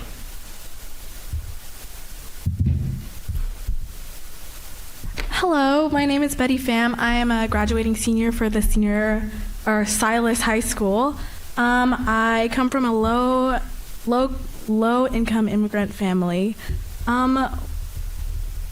I personally didn't think about any of my high school plans until this year, and it was really stressful going to this year and everyone telling me and asking me, where am I going to go? What am I going to do next year? It was really stressful. Without Miss Becca, my career counselor, I would not have been prepared to apply for colleges and FAFSA and scholarships and applications are so stressful, and I would have not known how to navigate them at all without her.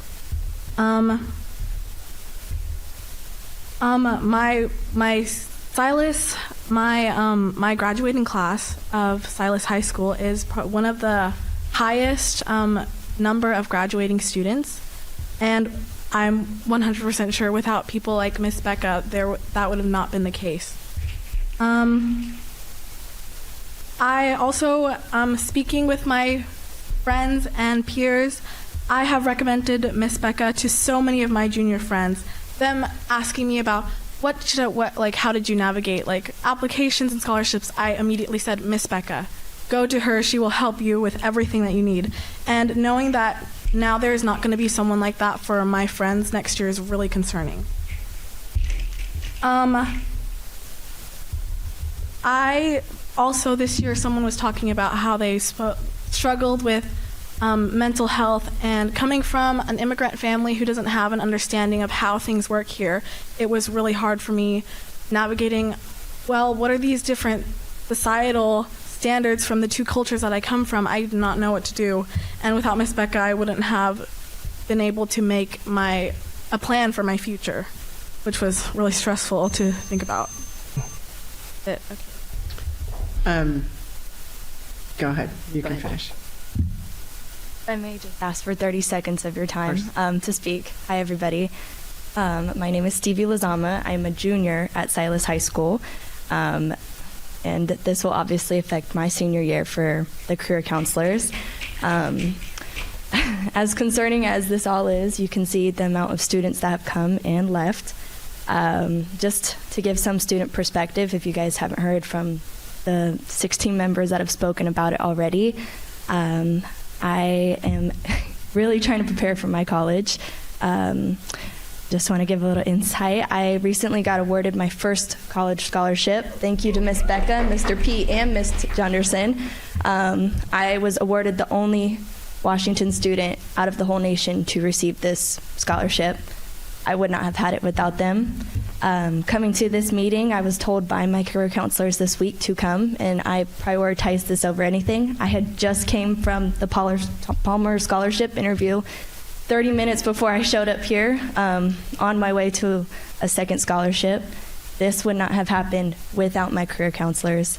This means so much to you guys. And if I may recite back to your guys' words, you guys spoke multiple times throughout the meeting.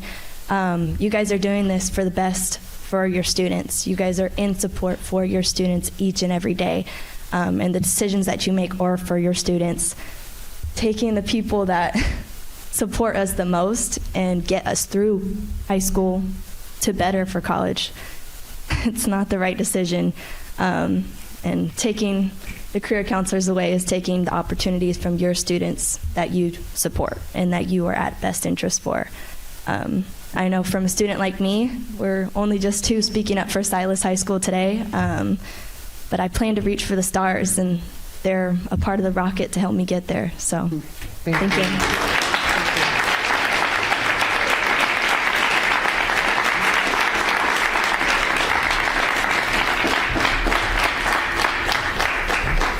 That was the last public comment for this evening. Thank you. All right. I move to adopt the consent agenda. Is that it? Second. It's been moved and seconded. Are there any questions or comments regarding the consent agenda? Seeing none, all those in favor say aye. Aye. Opposed? Passes. Moving on to item number 12, policy matters. Item 12.1, first reading of policy 6216, reimbursement for goods and services warrants. The council, on behalf of the Director for Financial Services, recommends that the Board of Directors review the draft of new policy 6216 and provide feedback before a second reading. Just real briefly, this is a new policy based on a WASDA essential classification. It's about lost or unclaimed warrants and the process that we would use to issue replacement warrants if they're lost or if they need to be issued to the estate of one of our stakeholders.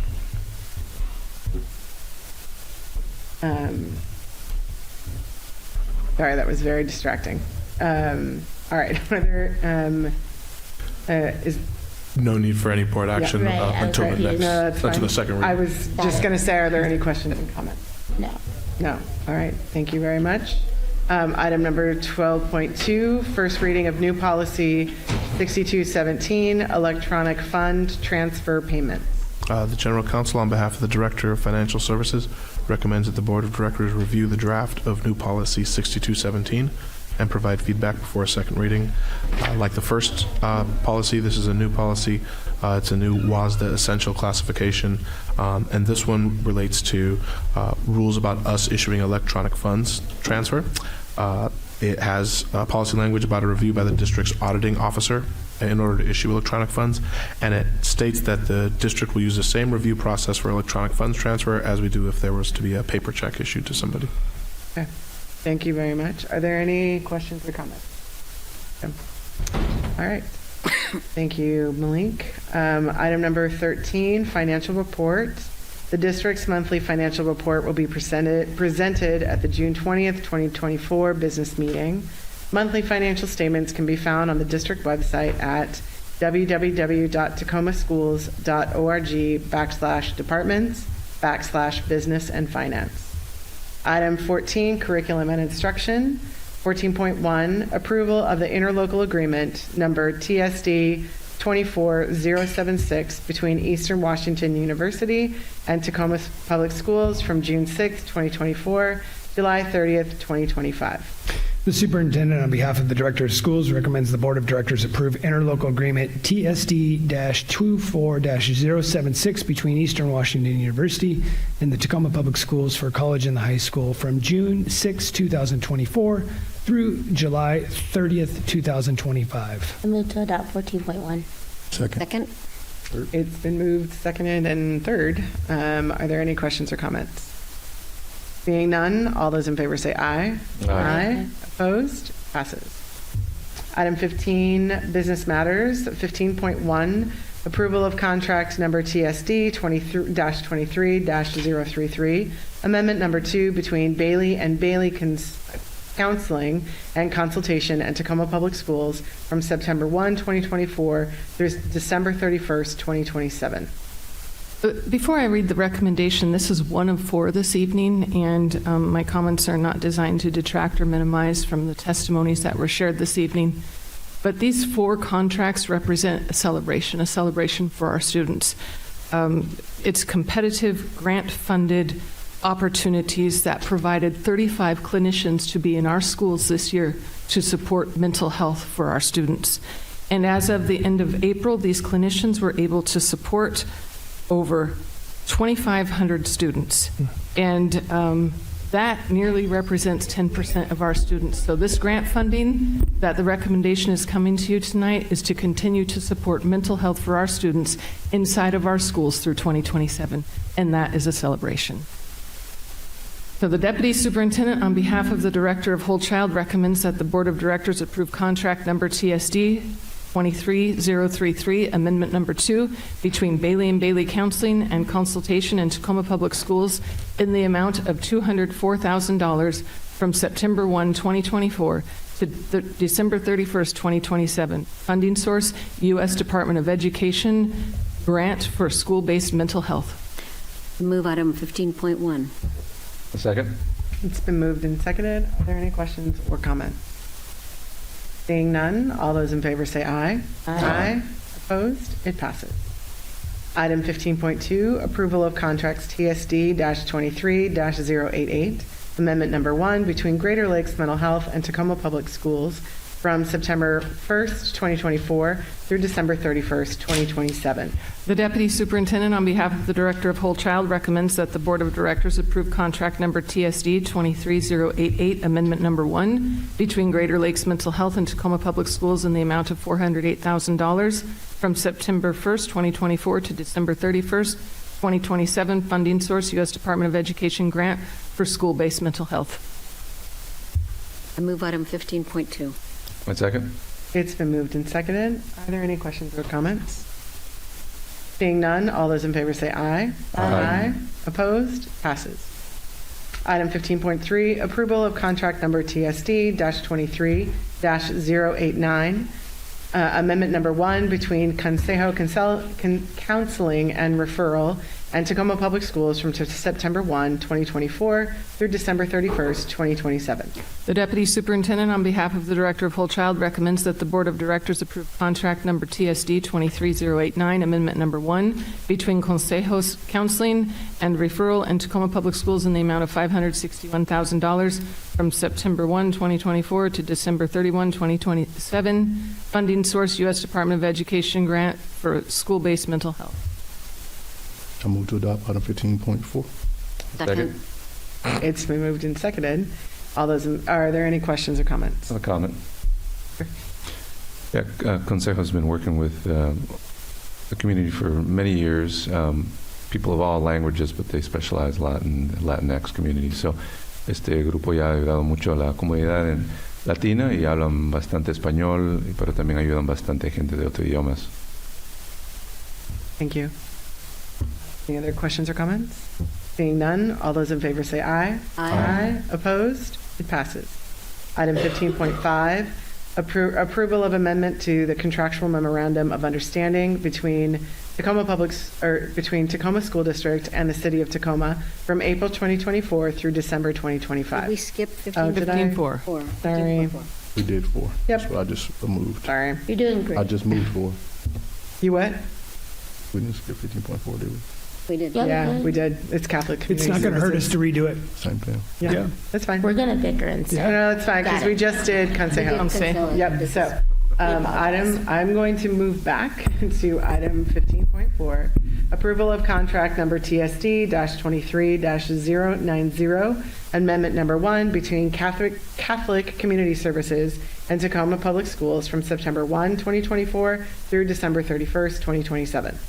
The Deputy Superintendent, on behalf of the Director of Whole Child, recommends that the Board of Directors approve contract number TSD 2390, amendment number 1 between Catholic Community Services and Tacoma Public Schools in the amount of $612,000 from September 1, 2024 to December 31, 2027. Funding source, U.S. Department of Education grant for school-based mental health. Move to adopt.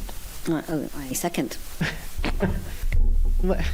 So, Director McElroy, did you move? I moved to adopt. Okay. Got it. Director Bonbright, second. That was for Tracy, for Sorry, our Tracy. minutes. Thank you.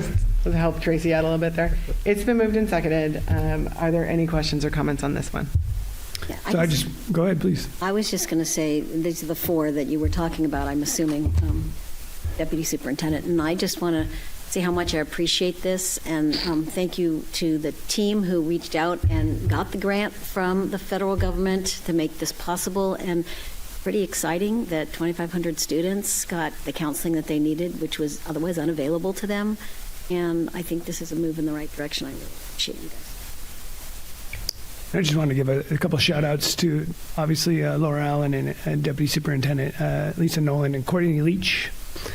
Courtney works in our grants office. These grants are a massive project. Rosalind Medina, we have to build a business plan for each of these things. There is no one in our community that coordinates all these partners together to come in.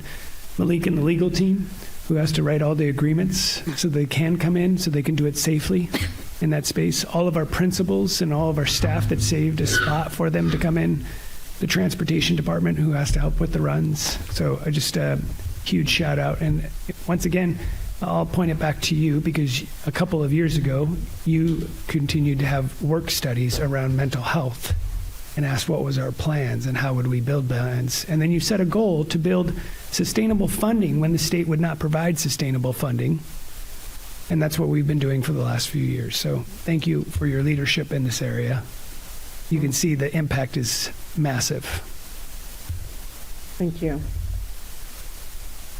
Seeing no other questions or comments. And the work is not over. All those in favor say aye. Aye.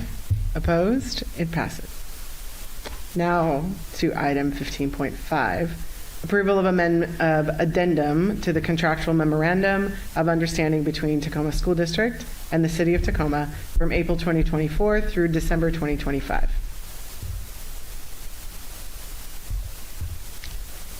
Longer walk than I'm used to. We're all getting used to it, Tony.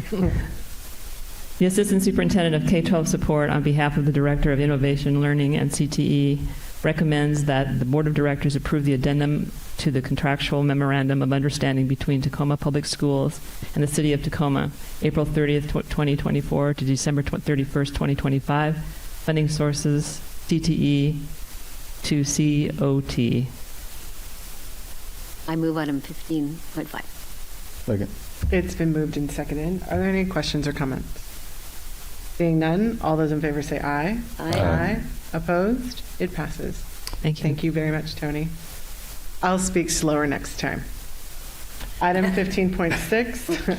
Oh, I see Chris coming. He's running. Approval to negotiate and award design build alternative method contract with Americasco. How do you say that? Amarisco. Thank you. Amarisco for the McKinley HVAC upgrades project. The Chief Operating Officer recommends that the Board of Directors approve the Superintendent to negotiate and award a contract to Amorisco for the design-build alternative method for the McKinley HVAC upgrade project. I move item 15.6. It's been moved and seconded. I do have a question. Just out of curiosity, this made me wonder about how many other HVAC upgrades that we've done so far over the time since, because I know that it initially was something that we did with ESSER funding to improve the air quality and also help folks in our buildings, students and families and staff feel safer. It made me wonder, I've lost track of how many we've already done. We touched basically every school. This is additional work. Obviously, McKinley is a swing site, which we're going to utilize for many years, especially passing the 2024 bond. Chris, and I don't mean to put you on the spot. Is it approximately $30 million over those years? Yes. Okay. So you can see the impact. And that was one of the things that you provided and coming out of COVID. Obviously, we had ESSER dollars, and there were certain categories we had to spend those dollars. Learning loss, improving infrastructure, quality of air. And that was one of the pieces that you provided. And so we're on the tail end of spending that in addition to all these things. So Chris and the team, Morris, Aldridge, Alicia, the whole team over there has done a phenomenal job. Sheree with purchasing, a variety of folks, Trang making sure that the contracts are all right and going. So thank you to all that team, and thank you for pointing out the magnitude of that volume of work. Thank you. Are there any other comments or questions? All right. Seeing no other comments, all those in favor say aye. Aye. Opposed? Passes. Did I miss something? All right. Item number 16, other business. 16.1, adoption of resolution number 2142, authorization to negotiate with and sell to Lotus Rudolph Homes for the purchase of the Madison Early Learning Center property located at 3101 South 43rd Street. I move item 16.1. Second. All right, we'll do a roll call vote on this resolution. I know you didn't get the chance. It's all right. We'll do a roll call vote on agenda item 16.1. President Keating, how do you vote on resolution 2142? Do we want to answer but- any questions? Oh, yeah. I didn't. I just want to make sure the board. My apologies. It's the end of the school year. In case you didn't know. Very much the end of the school year. He wants to get it done. Yeah. Are there any questions or comments? Comment? It's about negotiating the sale for Madison? Yeah. Bet. All right. My grandmother spent 39 years in this district, and one of the schools that she served at was Madison. It is integral to the South Tacoma neighborhood. As the former chair of the South Tacoma Neighborhood Council, it was really imperative to the community that we invested time in giving back and cleaning up, and it was really insightful to the community when we partnered with the Tacoma Tree Foundation from the school district standpoint and planted trees there. I think that the impact is not lost on us that sometimes we can't afford to keep things that we really love. And when you can't afford to keep things that you really love, sometimes you don't have a say in what happens after you let it go. However, as someone who lives in South Tacoma, or lived in South Tacoma when I was serving as chair, I lived walking distance from there, right on 47th and Warner Street. I could walk to Madison, I could touch it, I could smell it, and the kids in that neighborhood do not have ample play space. However, the playground at Madison was preschool specific, so those K through 5 students and those middle schoolers who like to hang out at parks did not really utilize that playground either. So this is going to be a problem for someone else, but also I really do hope that Metro Parks makes a plan for the South Tacoma neighborhood area, especially the area by the mall, because the parks is not my department. This is the department I serve in, but just as someone who lived there and someone who advocated for South Tacoma for a long time, it is not lost on me. Thank you. Okay. Any other comments? Yes, Director Leon. Yeah, I think there are other organizations that have had a chance to, look at that space, and there's one organization now that wants to buy it. There's still going to be some negotiation around this. We've heard from the public, and we know that there's concerns around green space and open space and park space, which are really important. And as we've heard, we have a budget issue, and we may or may, we have spaces, other places that we can grow into. This is the right decision being made by the superintendent's office. It's been analyzed well, even though it's difficult for the people in that community. There are other spaces. Are they ideal? Maybe they're not their ideal at this point, but you're right, not everything is within our control as a school board. Para la comunidad que está ahí en Eastside, en East o cerca de la mall, es muy difícil, no vamos a tener tanto espacio para los árboles ahí cuando no tenemos este sitio, pero las organizaciones y las decisiones del Departamento de Parques es algo que ellos van a hacer, y también la ciudad, cuando los nuevos dueños construyen algo, va a ser algo más bonito y más ideal para la comunidad. Pero no tenemos control nosotros en eso. Thank you. And prior to you making a decision, there are some things that I've heard in the community that I want to just, the city does have requirements for trees and landscape that will bring, and there's an opportunity to maintain, possibly even create more spaces. They have some requirements in their ordinances for green spaces. I've also heard in the community is this, and just for the clarity, is we're not selling the transportation system this time, the transportation property in there. And so although other government agencies have said to us, this is not the right time for us, doesn't mean that there won't be opportunities in the future to continue to invest in that space. And then I know there was one request at least tonight to speak. I will ask Mr. Williams and we'll contact Ms. Bone if she's willing to allow us to share her information. We will share her information to make sure that if we do reach an agreement, that this potential investor has that opportunity to hear some of those insights as well. Thank you. Any other comments?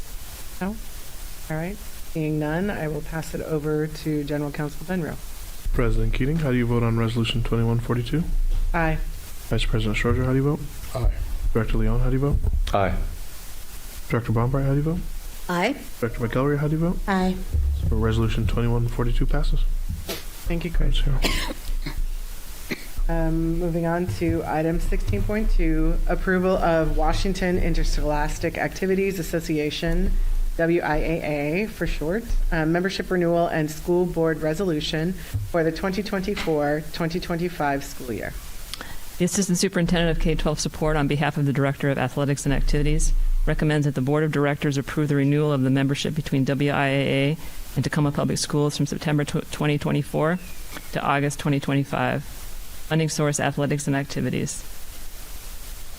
Move to adopt item 16.2. Second. It's been moved and seconded. Are there any questions or comments? No? Seeing none, all those in favor say aye. Aye. Opposed? It passes. Thank you. Thank you, Tony. Item 16.4, ratification of the 2024 through 2027 collective bargaining agreement between Tacoma School District Number 10 and the membership of the Western States Regional Council of Carpenters. I think we're at 6 point. I'm going to swap. Oh, did I do it? I'm sorry, Yeah, it's everybody. okay. No worries. All right. I'm going to go ahead and start. Would you like me to go back to 16.3? Yep. Yep. That'd be great. No problem. Thank you. No problem. Mm-hmm.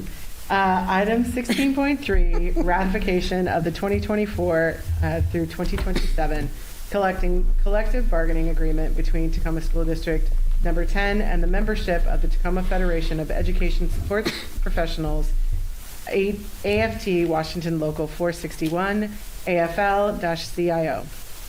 Thank you. The Director of Labor Relations and Whole Executive Support, on behalf of the Assistant Superintendent of Human Resources, recommends that the Board of Directors ratify the collective bargaining agreement between Tacoma Public Schools District Number 10 and the membership of the Tacoma Federation of Education Support Professionals, AFT Washington Local 461, AFL-CO. I move item 16.3. Second. It's been moved and seconded. Are there any questions or comments? All right, seeing none, I pass it over to General Counsel Benro. We could do a roll call vote. President Keating, how do you vote on the ratification of the CBA between the district and AFT Local 461? Aye. Vice President Stroger, how do you vote? Aye. Director Bombright, how do you vote? Oh, aye. Director McElroy, how do you vote? Aye. Director Leon, how do you vote? Aye. The CBA is ratified. Oh, I did. Apologies. Oh, no, you were just seeing if we were awake. All right, thank you. Now, item 16.4, ratification of the 2024 through 2027 collective bargaining agreement between Tacoma School District Number 10 and the membership of the Western States Regional Council of Carpenters. The Director of Labor Relations and Whole Educator Support, on behalf of the Assistant Superintendent of Human Resources, recommends that the Board of Directors ratify the collective bargaining agreement between Tacoma School District Number 10 and the membership of the Western States Regional Council of Carpenters. I move item 16.4. Second. It's been moved and seconded. Are there any questions or comments? I just want to, on both this one, thank you very much to our partners. You do make a difference for us. And I also want to just give a special shout out to our ESP partners. Forrest's leadership in helping us find respectful ways to keep on working together. So thank you, and thank you to all of our ESP partners out there. Thank you, Forrest. Thank you. No question? What? No. Why are you pointing? I was confused. I was like, y'all, I I'm got sorry. this. I promise. I'm I lost. promise. Bringing it home. I know, we're so close. All right, well, seeing no other questions or comments, General Counsel, will you please call the roll? Yeah. President Keating, how do you vote on the ratification of the CBA between the Tacoma School District and the membership of the Western States Regional Council of Carpenters? Aye. Vice President Strozier, how do you vote? Aye. Director Leon, how do you vote? Aye. Director Bombright, how do you vote? Aye. Director McClure, how do you vote? Aye. The CBA is ratified. Thank you. Thank you, Forrest. Well done, team. I mean, I don't know if it was well done, but we got there. We made it. I was actually. I was referring to tonight. All right, item number 17, board comments and report. I got fun stuff. Okay, so I wasn't going to say nothing during Juneteenth, but I really did feel moved to just thank you, and I will thank you both again. Thank you, President Keating. Thank you, Vice President Strozier. There's a lot, like heavy is the head that wears the crown. I do not envy your positions, but I want to thank you for your fearless and tireless leadership.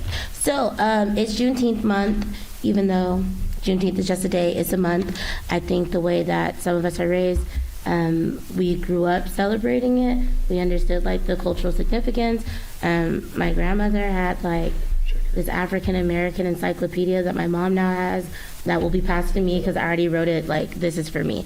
It's 17 books. They're very, very thick, and they talk about the history of Black and American people in the Americas. And so during Juneteenth month, there are a lot of celebrations. So you can celebrate at home by Googling what it means, like Vice President Strozier said. But there are some unsung heroes in our community, like one of our school counselors, Ms. Thompson. She was a school counselor at TOL, and now she's a school counselor somewhere else. I'm not going to say because of public. But she single-handedly created a community-involved TPS focused Juneteenth event, a citywide event. Last year, it was hosted here at the PDC, and this year it will be hosted at Evergreen Tacoma, another partnership that she secured through our Director of Partnership, Amanda Scott Thomas. So thank them both for the work that they do. And their event will be on Tuesday, June 11th at 4 p.m. This Sunday coming up, on Sunday, June 9th, the Juneteenth Youth Market hosted by the Big Homie Project, which are one of the partners of Metro Parks that does violence intervention work throughout Metro Parks, and I think they've partnered in late nights in the past. On Sunday, they do a youth market where like their students who've been involved in program get together and they sell items. They learn about small business and what it means to be that Black entrepreneurial spirit. So that'll be at the Eastside Community Center. On the actual day, Juneteenth, Way Out Kids, one of our community partners, also partnered with Green Trikes, Metro Parks, and a bunch of other people. Way Out Kids has been hosting, this will be the second annual Juneteenth Road to Economic Freedom Festival at Stewart Heights Park. That's from 11 a.m. to 6 p.m. On the Saturday after Juneteenth, will be, on the Saturday and Sunday, the Bite of Black Business is hosting Juneteenth celebration / the kickoff to summer season and Black festivals, and how we want to celebrate ourselves in the city of Tacoma. Saturday and Sunday, June 22nd, and Sunday, June 23rd, 11 a.m. to 6 p.m. Can I ask? Yes, girl. I be You're talking going real fast. So on the East Side Community Center Juneteenth event, what was the time? Sunday, June 9th from 12 p.m. to 4 p.m. But you said it was on the actual day. No, June 19th is the Stewart Heights event. So confused. I know, Okay, there's I'll go so over it with many you later. events. And I just try to prattle them off because at the end of the day, they're on Facebook. You can Google them. And if you really want to go celebrate Juneteenth, you'll say Juneteenth Tacoma, put it in Google, and a bunch of stuff is going to pop up. I know because I did that last year. Terrifying amounts of things came, and I was like, okay, I cannot go to 75 events. I'm one person, but I'll do my best to try to be in spaces that welcome, embrace my culture, and celebrate who I am. I have a quick question. Go ahead, girl. About the Stewart Heights one. Is the pageant going to happen again this year? Yes. At the same day? Yes, the Okay. community aunties are hosting the second annual Juneteenth pageant. Juneteenth pageant used to be a big deal in the city of Tacoma back in like the 80s or something like that. I'm not aging anybody but myself and my mother. My mother told me about it when the one that happened last year. I was like, oh my God, this is the first ever. And she said, actually, it's not. Learn your history, learn more about your city. So I did. I Googled it, and I learned a lot more. So there's a lot of people getting together to put on events in the city to celebrate and uplift Black youth, Black culture, and talk about what Juneteenth is. The speakers, all very interesting, but the one at Stewart Heights has a bunch of like performing artists. I'm not going to lean into that. But what I will lean into, taking a moment to apologize for interrupting board protocol and requesting additional time. I know that I did something that I really shouldn't have done. I know that going forward, people are going to be like, you did it for this one lady, why did you do it for me? So let me tell you why. My culture, I was born and raised into a matriarchal society. Black women raised me to support and respect my elders, and I felt that the speaker was so moved by what was happening in the room that she lost track of her own point. And it wouldn't be fair to not let her have her own point, as she wanted to just commemorate and celebrate and talk about the history of herself in this moment, past, present, all coming together. So if you come to a meeting, you're like, Director McElroy did it one time for somebody else. Director McElroy is not going to do it again, even for an elder, because I know it'll come back to bite me. So I'm going to say that now, because somebody's going to record this and say she did it and she ain't going to do it again. That's point number one. Point number two, I do appreciate the calls and the calls to reflect and evaluate and focus in on our work. And I want to read something that I did share publicly, and then this is also something that I replied to a lot of emails with, because I think it is really helpful information for people who say that the board is inaccessible. I think that we watch national news of what school boards are and what they aren't, and we apply that to ourselves, even if it is not rooted in reality or fact. Because a lot of people in this district, including a lot of people who are in the room tonight, have my personal phone number, know where to find me 3 nights out of the week. Also, a bunch of people in this room have my personal address, which is terrifying, because once you're elected, lots of people know where you live and they send you lots of stuff. So I'm gonna just say that right there. But what I will say is that I asked people who came to me and said, it's not fair because I don't know how to get involved. In 2020, I felt powerless with no understanding of the infrastructure and how the city operates, and I felt so isolated from systems and institutions that were imposing themselves upon me. I had to find out a lot of things on my own without a network of influential or knowledgeable people. Now, this is an email that I send to a lot of people, so I'm reading you something that I've sent. Here are some ways that you can get involved in our district. Learn about the Equity Policy Review Team. If you cannot join it, read our policies. If you have an issue or concern about those policies, please email the board at board@tacoma.k12.wa.us. Attend a board meeting. Board meetings are an excellent place to see policy decisions in real time. Our meetings are also live streamed and available on YouTube. Even though we do not translate ourselves, there are YouTube caption options that translate our meetings into a bunch of different languages, and I've seen it in action in real time with folks who said, I want to know more. We did it together. I had no idea what I was doing on those captions, but it did help somebody learn something about our district. Be aware that board members cannot respond during or after your testimony per policy 1430, which you can find here. I typically leave lots of links in my replies to emails. Another way to get involved in our district is to start a PTA or booster club at your school. These groups help you elevate student and family voice and create a space to learn about how the district operates in partnership with your school community. Join a safety committee at your school. Contact your board rep. You may not know this, but in Tacoma, we rotate positions every year to ensure that all board members serve every student, every side of town, every demographic, every single day. Check out the website to discover who your board rep is and email them to request a meeting. However, a huge disclaimer. On meeting with your board rep, we are essentially a volunteer board who makes $4,800 annually to serve. That is capped by law. Due to the lack of funding for schools and boards, most board directors in Washington State work to sustain their households, so they may not be available immediately, but give us time. We have all found ways to accommodate and meet with many folks. Huge disclaimer. I have 2 full-time jobs just so I can come to these meetings because I did not realize how much money it takes to be an elected official.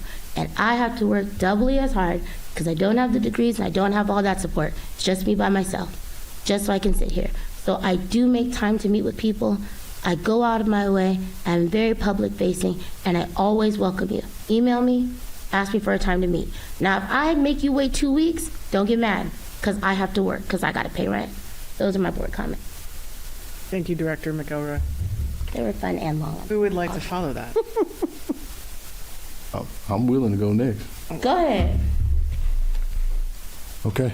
Now for the fun part. This is what I like to do, especially this time of year, as y'all know how I feel about graduations. But because I don't want anybody to get it twisted when it comes to me, in honor of Men's Mental Health Month, in honor of the month of Juneteenth, I got to talk my talk for a second. So I'm appreciative of everybody who comes to speak, especially our students who stand up and get behind that podium. So I want to be intentional about acknowledging presence because it's important. I have to say that perspective is everything, and everybody has a right to their own. And what I want to say about everything is simple. Yes, I've been elected to serve in this role. Yes, I work on behalf of community. I'm always willing to find the time to connect. When you have to work a full-time job and also be a elected official, you have to find time, and I'm willing to always do that. But you do not get to tell me how I engage with community, when I engage with community, or how to do this work. I'm not big on lip wrestling. I'm not big on going back and forth with people, but the narrative that folks don't care, or we're part of some secret society where we're making decisions that only benefit us is tired and is played out. And since we're putting out stats, let me put a stat out there for folks. It's likely that in the month of May, I spent more time doing board business, in conversation about board business, than I spent in conversation with my own kids. And I spent a lot of time in conversation with my kids, since we're putting out stats. I'm not saying that I don't engage with my babies, but when this work calls, I answer, because that's what I've been elected to do. This is a labor of love for me. And the power of education itself is weaved into the essence of my being, just in case you don't know. The biggest form of payment for me in this work is graduation season. And yes, we are educating, and yes, we are graduating, and I'm not going to stand here and weaponize phrases, and I would appreciate it if folks didn't do that moving forward either. Shout out to all of our graduates that worked hard to get to this point. Shout out to all of our graduates that did the work to prepare for where they're going next. Shout out to all of the young people that are still going to be working past graduation date to meet some requirements, because we don't give up on young people. I see you. I'm proud of you. And it's no doubt in my mind that you are ready for what's next. I'll cap my comments there. Graduation starts tomorrow. We're going to have a good time. We're going to turn up and celebrate the young people the way they deserve to be celebrated, without the divisive foolishness. Thank you. Go ahead. Okay, yeah. Again, thanks for all your comments. And I know that there's a lot of emotion around decisions that are made when positions are not going to be continued. But as we've mentioned multiple times, that we have reviewed and seen and discussed what the safety plan is, or not safety plan, what the plan has been to get these kids through to the next phase and the Vannies and the next stage. And there is a plan for every school. It might be a little different, and it might be a little bit different coming forward at that same school, but that's something that's really important for everyone in this whole organization. So, but it's an emotional moment to have a position change, we understand. And I want to celebrate and just congratulate all the graduates and all the promotions. We've talked about this. This is an amazing time of the year. But it's all about learning, and it's I've been to several celebration end-of-year events, concerts, awards, plays, and it's just a beautiful thing to see the kids light up when they do amazing things and finish amazing projects, and all their teachers and family around them. Thank you for all the staff that makes that happen. Yeah. Well, we've got a couple of themes going here tonight in our comments, and I'll start with our role as board members, and we are representatives of communities. So when people say that we don't talk to community, we are community. We represent. As a matter of fact, if you look at this board, you couldn't find 5 more different people. We represent different pieces of our community, and every single day we're talking out in community, not just people that write us or that call us, but like my colleagues, if someone calls me, I make the time, I talk to them, I follow up with the superintendent if necessary on issues if I don't know the answer, and he has staff work with these individuals. We get stuff done. It feels really. I understand people are passionate about this, but it seems disrespectful is probably the best word. When people accusatorily, imply or state that we aren't talking to community or we don't care about community input. That's all we care about, really, is the kids and the parents and the families and the staff that make things happen. And I just wish people would, think a little bit more and learn a little bit more about what we do before making statements that imply, our purpose and our objectives and what our mission is. So that one, I just want to get that out. The second thing I think I want to say is that this is a very stressful time for people.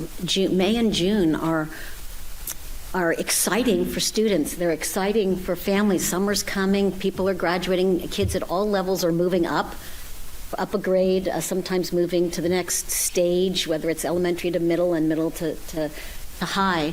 And so it's not just our high school graduates. There's progress and joy and enthusiasm and growth at every single level for every student in our system. And that takes a village. And that village is the teachers, it's the custodians, it's the nutrition staff, it's the nurses, it's the counselors. The list is so long, I probably shouldn't have started it because I'm going to forget bus drivers, it's the carpenters, it's it goes on and on and on. The TPS staff, the 5,000 staff that make our school system run. And they're going through a stressful time. They're trying to finish out the school year, and then maybe their position is being altered or they're being displaced, and they're personally focused on multiple things like the rest of us are. And so I just want to acknowledge that it gets emotional, but know that we here, all 5 of us, and I'm going to speak for you all because I think you'll agree with me, that we are committed to everyone getting their needs met as best as we possibly can so that they can better serve and best serve our students.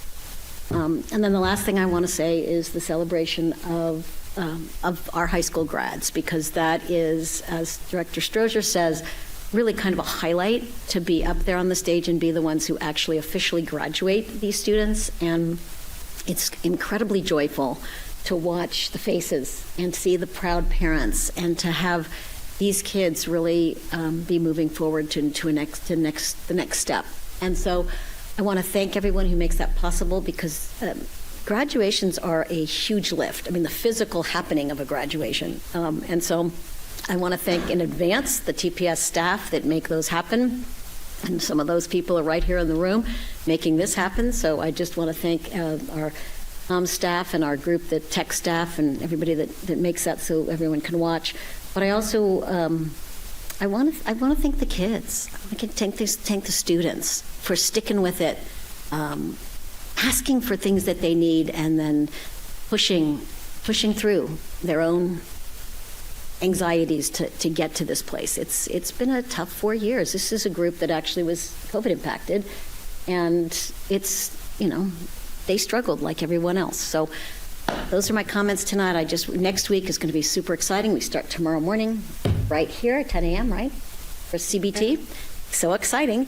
And then I know I'm doing Willie Stewart on Monday or Tuesday, and then Tuesday, 5 o'clock. We got a whole week of graduations, and so thanks to everyone for making that happen. Yeah. Thank you. We've been here a long time. Yep. I will do my best to make it quick. And I just also want to thank everyone's comments tonight. They were very impactful for me, so I really appreciate your vulnerability and honesty and willingness to try and clarify a narrative that is that some are saying about the five of us and what we do and what we don't do. To Vice President Strozier's point about the hours spent, I have worked more than a full-time job since just the last board meeting on the very issues that people have come to speak to us about. I have been in community meeting and speaking with people. Some people I know, some people I don't know. I actually met with Miss Beverly on Monday to talk about her concerns and to try and address confusion and questions. And, I don't always have the answer. And I actually said I would direct staff to her, right? When we don't have the answer, we direct staff to help people get the answer or information that they need or the support that they need. And like Director Bondwright, I am also in my 5th year in this role, and there has never been a time that I have said to the superintendent, to any staff member, our previous superintendent, would you please reach out and support this family, this student, this community member? No one has ever told me no. And then they've always followed up and reported back to us. Now, maybe they didn't give the information or the decisions or the results that the person wanted. We always can't do that. Those of us raising kids, we know we can't tell our kids, they don't always get the things they want, right? And so I just want to acknowledge that we take these roles individually and collectively very seriously. And we live by the commitments that we make for the reasons that we all chose to ask the voters to allow us this privilege to serve up here.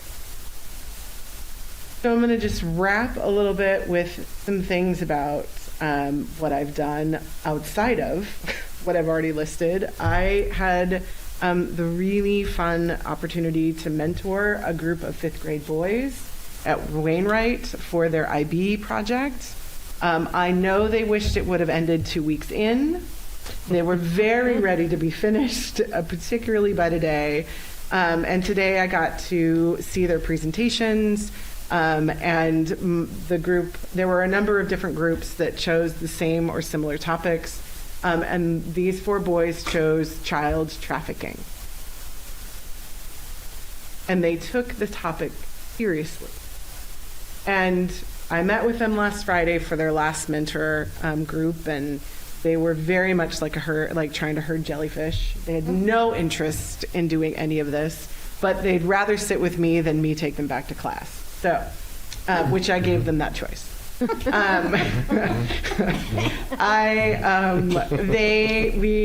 created a plan. I wrote out a plan for them for how they were going to present, and today, they took that note that I wrote for them and it was taped to their table with their presentation.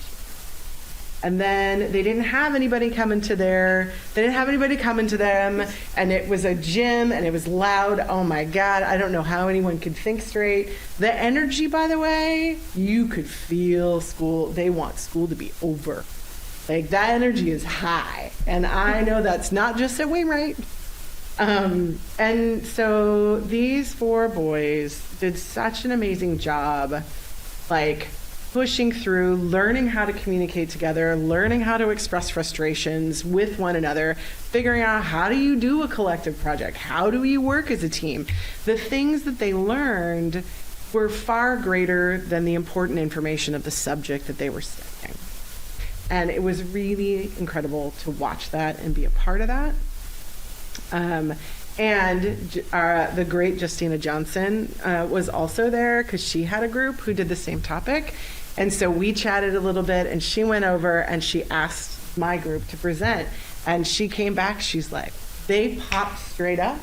They went through their presentation. They had actually improved the process, and they told me afterwards, they're like, Ms. Keating, so we were doing it this way, but it wasn't really working.